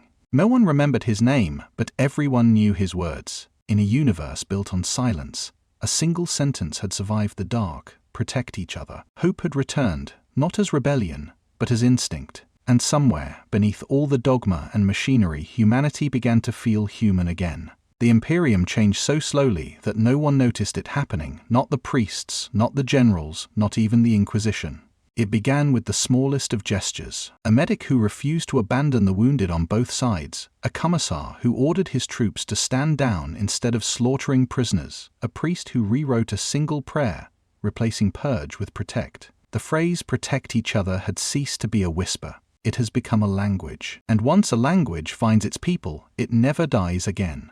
2 centuries after the rediscovery of the signal, the galaxy felt quieter, not peaceful but reflective, like a battlefield after the guns go silent. In cathedrals built on the ruins of former fortresses, sermons no longer began with oaths of vengeance. They began with stories. The preachers of this new faith called themselves the Order of the Shield. They dressed not in gold or crimson but in plain cloth of grey and blue, the colors of endurance and empathy. Their temples were open on all sides, without doors. Inside there were no thrones, no relics, only the mural of a broken circle painted in soft light. Under it, the words, "For the living, not the lords." The ecclesiarchy had tried to suppress them at first, but the people came anyway, soldiers, workers, refugees, even nobles weary of the old cruelty. They didn't come to worship, they came to remember. The sermons were not commands but conversations. The priests spoke of unity, of kindness as strength, of courage as service. They quoted fragments of an unnamed warrior's writings, lines that had survived through millennia of censorship. Courage without compassion is cruelty. Do what's right, not what's ordered. Mercy is the only weapon that never misses. To some, they were fables. To others, scripture. To everyone, they felt like coming home. By decree of the High Synod of Faith, a council reshaped after generations of civil unrest, the Imperium adopted a new emblem, the double-headed aquila crossed with a single blue stripe beneath its wings. Officially, it symbolized unity between spirit and flesh. Unofficially, everyone knew its meaning, in honor of the lost shield. The Inquisition protested, claiming it diluted divine authority. The Synod ignored them. The banners of crusade became banners of guardianship. The old phrase, "burn the unclean," vanished from the litany. In its place came a new creed spoken at the beginning of every campaign. We shield those who cannot shield themselves. Even the Astartes changed. The angels of war who had once purged without question began to take oaths of restraint. The first to do so were the Azure Sentinels, a chapter that traced its lineage back to the Ultramarines and the captain named Tiberian. Legend said he had once spared a heretic on a burning world and carried the shame of that mercy for centuries, until the signal returned. His chapter repainted their armor with a single blue stripe across their pauldrons, swearing before their gene-seed shrines that they would never again raise a weapon in anger untempered by conscience. Strength without mercy, their new codex declared, is the weakness of tyrants. Worlds once infamous for zealotry transformed into sanctuaries. On Epsilon V, the site of Steve's defiance, a monument rose, not of marble or gold, but of salvaged steel from the bombardment's ruins. Its inscription was short: "He protected us, even from ourselves." Pilgrims came from every system to touch the metal and leave offerings, not relics or icons, but folded letters. Each letter bore the same simple message: forgiveness. Some wrote to the dead they had condemned, others to the gods they had feared. The air around the monument shimmered with candles and tears. No guards stood watch, none were needed. Academies began teaching the Humanist Codex, a philosophical text derived from the fragments of Steve's recovered journals. It wasn't mandatory, but every student read it. Even the Mechanicus began to quote its logic. If a machine can preserve life, it serves the machine god. Compassion had become law, not through decree, but through consensus. The Imperium had rediscovered its soul, and for the first time in 10,000 years, it started to heal. Yet, amid the new peace, there was humility. The Order of the Shield refused to name Steve Rogers a god. He was a man, they taught, and that's why he mattered. His life had not been perfect, his choices had not been clean. But they were human, and that made them sacred in a way divinity never could be. In one sermon, a young priest summed it best: "He did not die for heaven, he lived for us." Across the sector, those words were etched onto memorial walls, carved into starship bulkheads, whispered in vows exchanged between lovers and soldiers alike. Above it all, the heretic's star still burned, gentler now, no longer feared. Navigators used it to chart long voyages. Children learned to find it in the night sky. They called it the shield of humanity, and sailors swore it guided them through warp storms when faith failed. Some said its light had dimmed over time. Others said it had simply become softer, more patient, the way hope always does when it's no longer fighting to be believed. And so, the empire that once burned kindness learned to build with it. The Aquila still ruled the stars, but beneath its wings, humanity remembered its heart. The shield had not conquered the Imperium. It had taught it how to be kind, and in that kindness, to be infinite. Empires rise, gods fall. Meaning survives. The narrator's voice is calm, not triumphant, not mournful, the tone of history finally exhaling. The camera drifts outward, leaving behind the rebuilt worlds of man. Cities glow beneath new banners, their colors muted, their symbols softened, the double-headed aquila with a single blue stripe beneath its wings. It flutters gently in the wind, not as domination but as reminder. In the streets below, children trace half-shields into dust, laughing as they chase the sunlight between ruins now grown over with flowers. They don't know the name Steve Rogers. They don't need to. They know the words. Protect each other. It is spoken by teachers before lessons, by soldiers before deployment, by lovers before parting. It has become the simplest promise in a universe that once forgot how to make any at all. From orbit, the galaxy hums like a living memory. Fleets that once brought fire now ferry food and medicine. Pilgrims travel not to worship idols, but to serve strangers. The Order of the Shield continues its quiet work, guiding, teaching, reminding. They write no new scriptures, build no thrones, demand no offerings. They simply tell stories. Of a man who refused to kneel to fear, of a war where mercy became rebellion, of a moment when humanity remembered itself. Across the stars, echoes of that story overlap, retold in 1,000 dialects, reshaped by each teller, but always ending the same way. One man raised his shield, and the darkness hesitated. The narrator continues. It was never about victory. It was about continuity, the knowledge that goodness, once begun, cannot be unmade. The image widens to show the heretic star, still burning softly at the edge of known space. Astronomers call it the shield of humanity. Its light, centuries old, travels endlessly forward, a message written in fire to anyone still listening. Even now, its faint reflection flickers in the eyes of those who look up and wonder. In the great archive of terror, a scholar closes her book and turns off the lamp. The last page bears only 4 words. He reminded us to try. In a faraway barracks, a young recruit carves the same phrase into her armor. She does not understand its origin, only that it feels right. Across the galaxy, a priest pauses before an altar and whispers, "Forgive us, Captain." The light through the stained glass forms a perfect half-circle across his face, the shape of a shield. As the final sequence fades, the narrator speaks once more. He didn't save humanity. He reminded me to try it. The war never ended, it just changed meaning. The camera tilts upward toward the sky, a sea of stars, ancient and patient. At the center glows the shield itself, steady as a heartbeat. The screen fades to white as a single voice, distant, human, whispers one last time. Protect each other.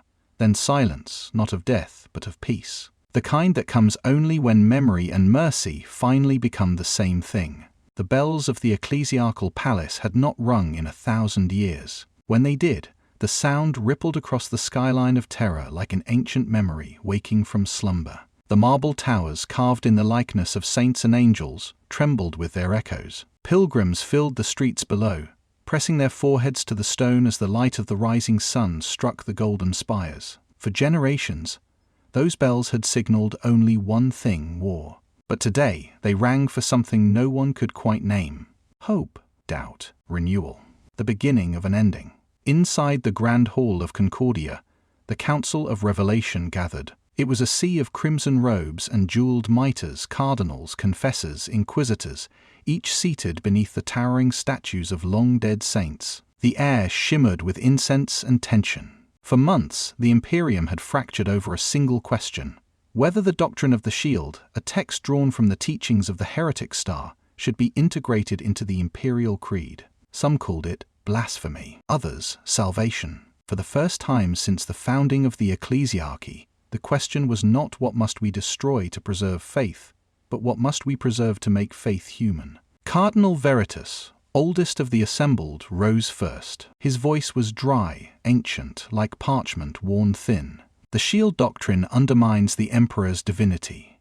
It preaches love over law. Compassion breeds disobedience. Mercy is not discipline, it is decay. Murmurs of agreement swept the floor. Our empire endures because we fear to fail him. Fear keeps men righteous. Across the chamber, a younger voice broke through. It belonged to Father Alaric, barely 40, row plain, eyes bright with quiet conviction. He stepped forward, carrying a small data slate, one of the recovered fragments from Steve Rogers' journals. "You mistake fear for faith," he said. His voice was steady, carrying even through the chorus of disapproval. "Fear may build obedience, but it cannot build goodness." He paused, gaze sweeping the hall. Faith without compassion, he continued, reading directly from the relic, is conquest. The chamber froze. Even the servo-skulls seemed to hover in silence. The phrase echoed, uncomfortably alive, bouncing off marble and ego alike. It was not shouted, it was felt. The cardinals shifted uneasily. Inquisitor Gaius leaned forward. Those are the words of a heretic. Then let the heretic speak the truth, Alaric replied. His courage startled even himself. He died protecting humanity, not ruling it. Can we say the same? Outside, the crowd's chanting began to rise. Tens of thousands had gathered in the plaza, waving banners marked with the blue stripe of the shield. They didn't demand power. They begged for mercy. Protect each other, they sang, the melody swelling until it seeped through the stained glass windows of the hall. For the first time, the voice of the Imperium's people intruded upon its sacred council. Then, the chaos began. The Inquisition's guard, black-armored and faceless, advanced through the crowd to disperse them. Their lasguns gleamed in the dawn light. Yet before a single bolt was fired, the soldiers of the Imperial Guard stepped between them and the civilians, weapons lowered, heads bowed. A commander shouted orders, but none obeyed. The captain of the guard, her armor engraved with the mark of the shield, fell to one knee and said quietly, "We will not kill those we swore to protect." The gesture spread like wildfire. One by one, soldiers knelt. The crowd followed, a sea of bowed heads, prayers and tears mingling as one. Inside, the cardinals heard the silence of defiance echo through the hall. One by one, the elder priests turned toward the high ecclesiarch. Her hand trembled on the gavel. "If we do not yield to compassion," she whispered, "we will fall to it." The gavel struck the marble 3 times. "The motion passes," she declared. "Humanity's purpose is protection. Let it be written into the creed." The bells began to toll again, not in alarm, but in affirmation. Outside, cheers and sobs blended into one sound that the stars themselves seemed to hear. For the first time in 10 millennia, the ecclesiarchy had yielded not to fear, but to conscience. As sunlight poured through the stained glass, it illuminated a new mural above the dais, a man holding a broken shield, not in battle, but in offering. The council had chosen to remember, and the Reformation had begun. The void shimmered like a wound healed but not forgotten. From the darkness emerged a single battle barge, its hull painted in deep cobalt blue. The Ultramarines had returned to the Heretic's star. On the observation deck, Captain Tiberian stood before the great viewport, his armor stripped of ornamentation. Around him, his company assembled in solemn silence. The glow of the distant star, the same light that had once marked a heretic's death, filled the chamber with soft gold. No one spoke until Tiberian removed his helmet, setting it down with care upon the deck. "Brothers," he said, his voice unfiltered and human before this light, "we kneel not in worship, but in understanding." The Astartes were bred for war, angels of death, built from gene seed and oath. Mercy had never been their vocabulary, but centuries had changed even them. The legend of the shield had spread through the Imperium like quiet lightning, and the sons of Guilliman had not been immune. Some whispered that Tiberian's line carried the memory of the encounter between a superhuman warrior and a mortal who dared to stand against the Emperor's cruelty. Whether truth or myth, it had shaped his heart. Now, as the star burned before them, his men followed his lead. One by one, ceramite helmets clicked loose, revealing faces long hidden, scarred, aged, solemn. The sound of metal on metal echoed like prayer. "This light," Tiberian continued, "was once called heresy. But it endures, unburned, unbroken, like the man who stood beneath it." He turned toward his company, his blue eyes reflecting the glow. "For 10,000 years we were told that to protect humanity we must command it, that to save the species we must rule its spirit. But he, a man of flesh and blood, showed us the truth. The strong do not command the weak, they shield them." His gauntleted hand rested on the hilt of his sword, then lowered it. "From this day," he said, "our oath is this, to protect, not dominate." A murmur rippled through the chamber, not defiance, but recognition. Sergeant Varian, oldest among them, bowed his head. "Then let our blades defend, not dictate." The phrase spread through the ranks like an electric vow. When they knelt, they did not kneel to gods or primarchs. They knelt to the idea that strength was not purity, but empathy made steel. Outside, the heretic's star pulsed as if in answer. The transformation began quietly, as all revolutions do. Across fortress monasteries and chapter keeps, word of the Ultramarines' new creed reached every corner of the Adeptus Astartes. Some laughed, calling it sentiment, corruption of purpose. Others listened. The salamanders, who had always harbored compassion in their code, were the first to stand beside them. Then the Raven Guard, weary of endless attrition, declared their allegiance to the Shield Doctrine. Even within the Black Templars, a schism began.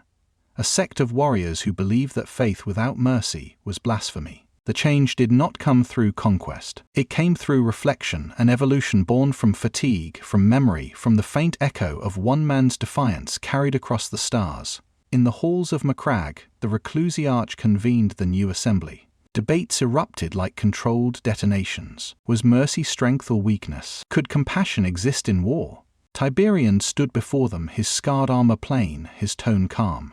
"Mercy is not the end of war," he said. "It is what makes war worth ending." A murmur swept through the assembly, even dissenters fell silent. Then he raised a piece of his broken pauldron, freshly painted with a single blue stripe beneath the aquila. "A shield that never breaks defends all," he declared. "Not just the faithful, not just the strong, all." That line would be carved into the walls of every fortress monastery within a century. Entire chapters repainted their armor, small, subtle bands of blue beneath the imperial sigil. Not rebellion, but remembrance. The change ran deeper than symbols. Battle tactics shifted. Precision strikes replaced purges. Rescues replaced raising.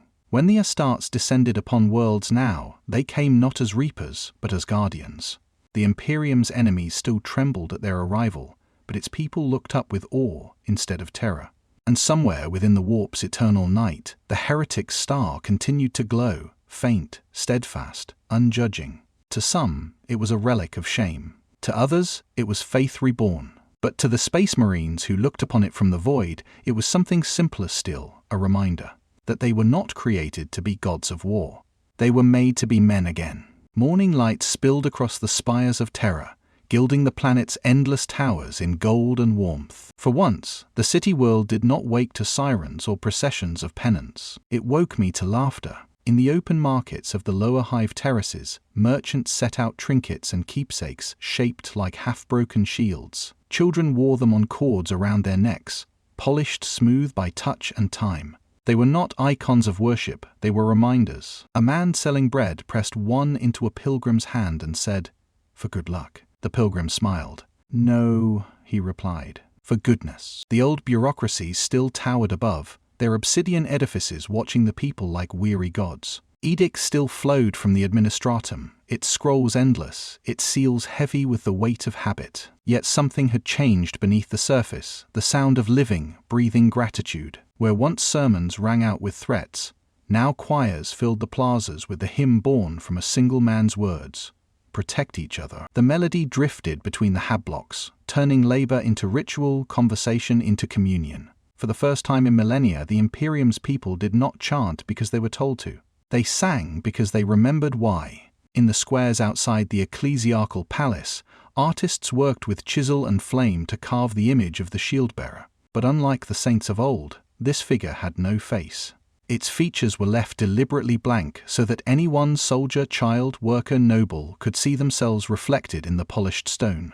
Below the statue, someone had etched a single line: "He stood for us so we could stand for one another." The pilgrims who came to see it no longer kneeled. They simply stood, heads high, hands clasped over their hearts. Reverence had transformed into recognition. The change seeped upward into the imperial institutions like spring thaw breaking through ice. Mid-level bureaucrats began ending their decrees with a simple closing line: "Stand shielded." At first, it was mocked as sentimental. Then it became common practice. The phrase spread through the voxnets, into military briefings, even into planetary oaths of allegiance. Stand shielded came to mean "I see you. I will not harm you." It replaced the old benedictions of domination with the language of belonging.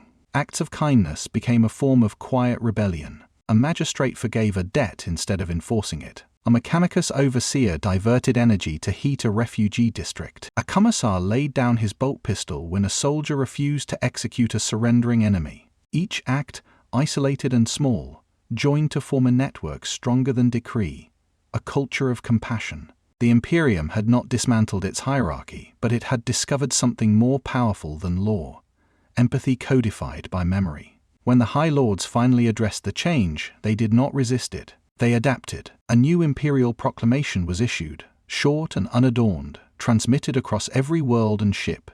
The Imperium protects. Only 3 words, but they carried the gravity of redemption. To the nobles, it sounded like reassurance. To the soldiers, it felt like purpose. To the common people, it was liberation. The knowledge that their empire's greatest weapon was no longer fear, but decency. At dusk, the lights of terror reflected off the atmosphere, turning the planet into a sphere of gold and blue, the colors of the shield. From orbit, it looked almost peaceful, as though the world itself were exhaling after 10,000 years of holding its breath. The stars beyond shimmered like sentinels keeping watch. In the streets below, an old woman gave her last piece of bread to a hungry child. A passerby smiled and whispered, "Stand shielded." The words rippled outward, carried on wind and light, until they reached the sky, where the heretic's star glowed softly, a heartbeat of compassion pulsing across eternity. The void had never been so alive. What was once the cold silence of space now shimmered with movement. Fleets upon fleets gliding through the black like luminous schools of fish, each vessel bearing banners painted in white and blue. From every corner of the Imperium, from hive worlds and forge planets, from barren moons and verdant sanctuaries, they came.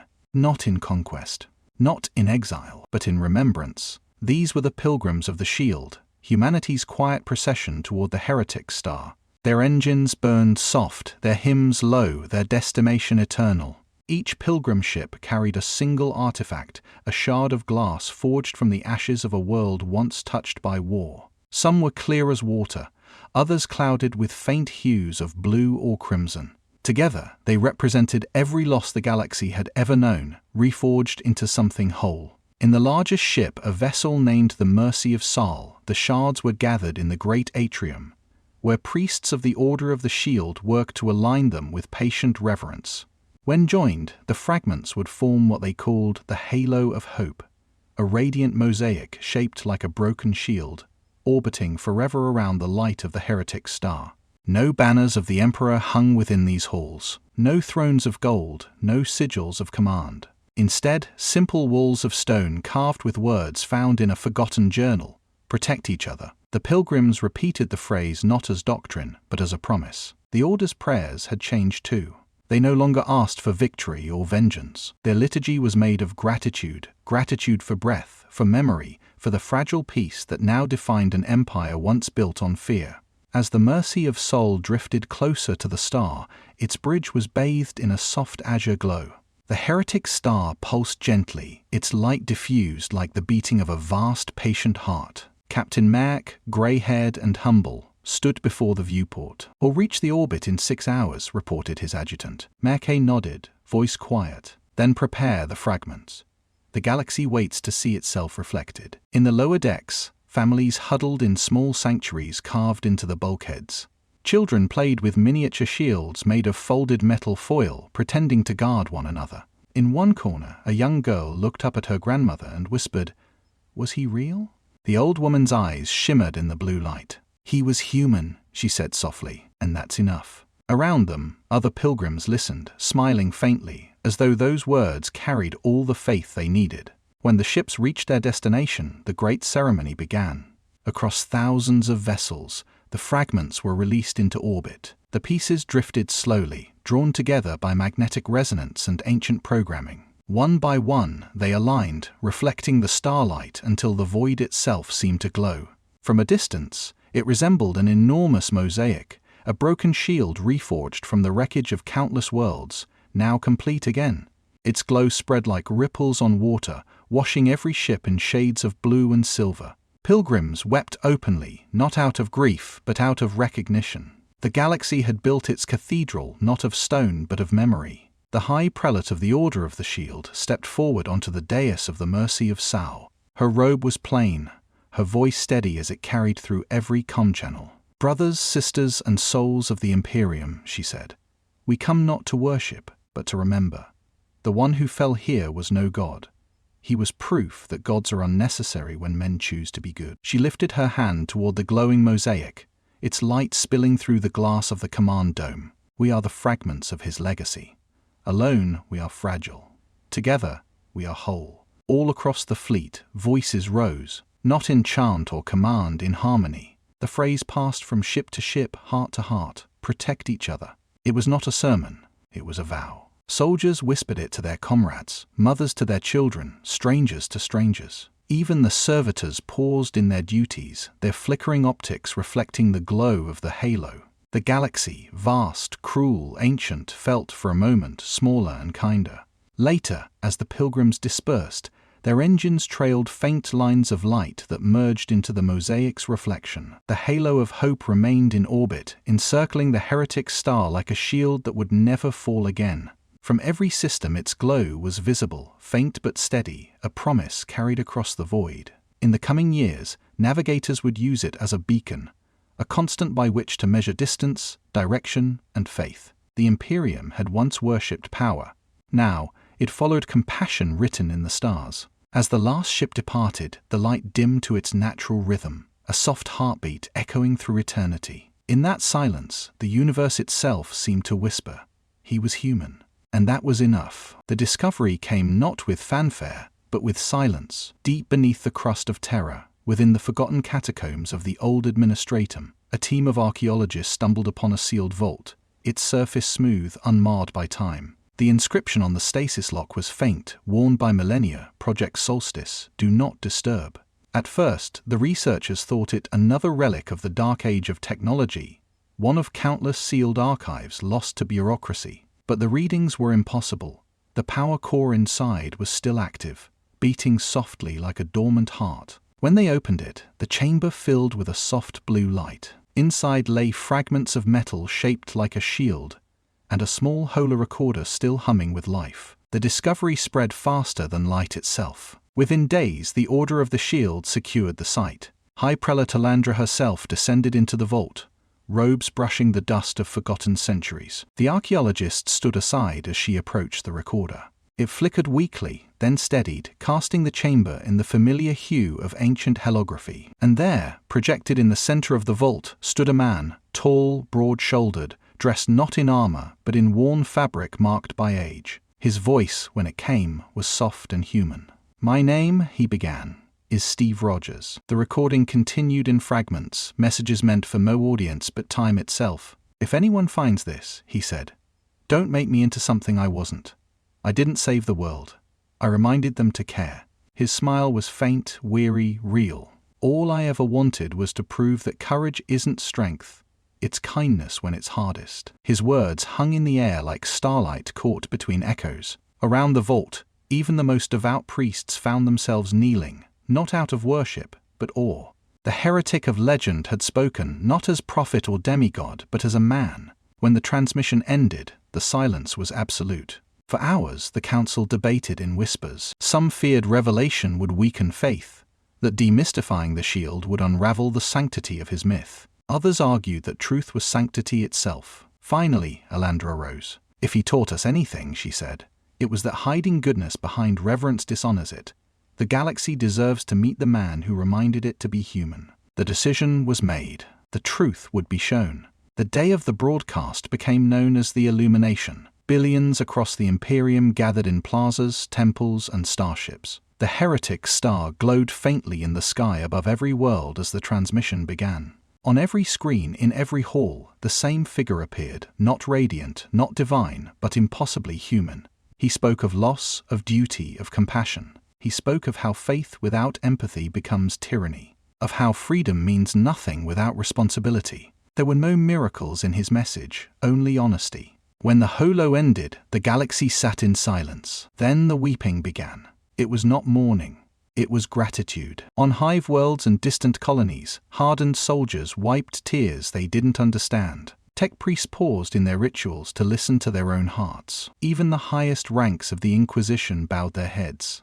No decree had ever united the Imperium so completely. Not victory, not fear, not faith, only the truth. And for the first time in recorded history, the entire species felt the same emotion at once: humility. In the days that followed, the recovered fragments of his shield were enshrined in the newly built Archivum of Truth. The Order refused to surround it with gold or precious metal. Instead, they left the chamber simple, white stone, soft light, and the sound of quiet air. On the wall behind the display, carved deep enough to outlast time, were his words. "If your strength makes others afraid, you're doing it wrong." Visitors came from across the stars, pilgrims, scholars, soldiers. They did not kneel. They stood in silence, some touching the glass, others whispering thank you to a man who had never asked to be thanked. Outside the archivum, the heretic star shimmered faintly through Terra's sky, the same color as the light that once filled the vault. And for every person who looked upon it, the legend changed meaning once more. Steve Rogers was no longer the heretic of hope, the saint of mercy, or the savior of humanity. He was simply a man who believed in goodness, and that, after all the wars, the faith, the empires, was what made him eternal. The stars hung motionless, scattered like ancient memories across the endless dark. No banners, no wars, no songs, only silence, vast and pure. From that silence came a voice, soft as breath, carried through time like the echo of a heartbeat. "Someday," Steve Rogers said, his tone calm, almost wistful, "they'll forget my name. Good. Then they'll remember what matters." The recording played over a slow drift through the void, the camera gliding past the glowing brilliance of the heretic star. Its light pulsed gently, a rhythm more alive than fire, more human than machine. Around it, fragments of the halo of hope shimmered like scattered glass in orbit, reflecting the light outward until it painted the darkness in faint blue hues. Each reflection found its way to some distant corner of the galaxy, the mark of remembrance stretched across eternity. On Terra, dawn broke. The sun rose through a skyline now softened by color. Statues of the Emperor, once carved with swords raised high, now bore shields resting at their sides, not weapons, but symbols of protection. Pilgrims filled the streets, bowing not in worship, but in quiet unity. In the courtyards of hive cities, soldiers polished small blue stripes painted beneath their armor crests. Children traced the outline of shields on dusty walls, laughing as they did, unaware that their play carried the weight of history. Across the galaxy, echoes multiplied. On a forge world, a tech priest recited the phrase "protect each other" before activating a reactor core, a prayer repurposed as protocol. On a distant mining moon, two rival settlements shared water for the first time in centuries. In a fortress monastery, an old Astartes captain looked to the heretic star and whispered, "You were right, old friend. We were meant to guard, not rule." The faith that had once demanded blood had found peace in preservation. The galaxy was still cruel, still vast, still dangerous, but it was no longer heartless. As the voice log faded, Steve's tones softened to almost a whisper. "We fight so long, we forget why. But one day, someone will remember." A pause. Then, a quiet smile in his words. "If I can remember that memory, even for a moment, that's enough." The screen filled once more with the heretic star. Its glow brightened, filling the frame until the light eclipsed everything. Then, as if the universe itself exhaled, dawn broke across its horizon, a new day born from the ashes of 1,000 empires. The narration faded into the final sentence, etched in silence across the stars. "Protect each other." For a long moment, there was nothing, no music, no words, only the hum of eternity. And then, faintly, a heartbeat. One pulse, steady and human, echoing through the void. The sound of a man who refused to let hope die. The sound of a legacy that would never need a name.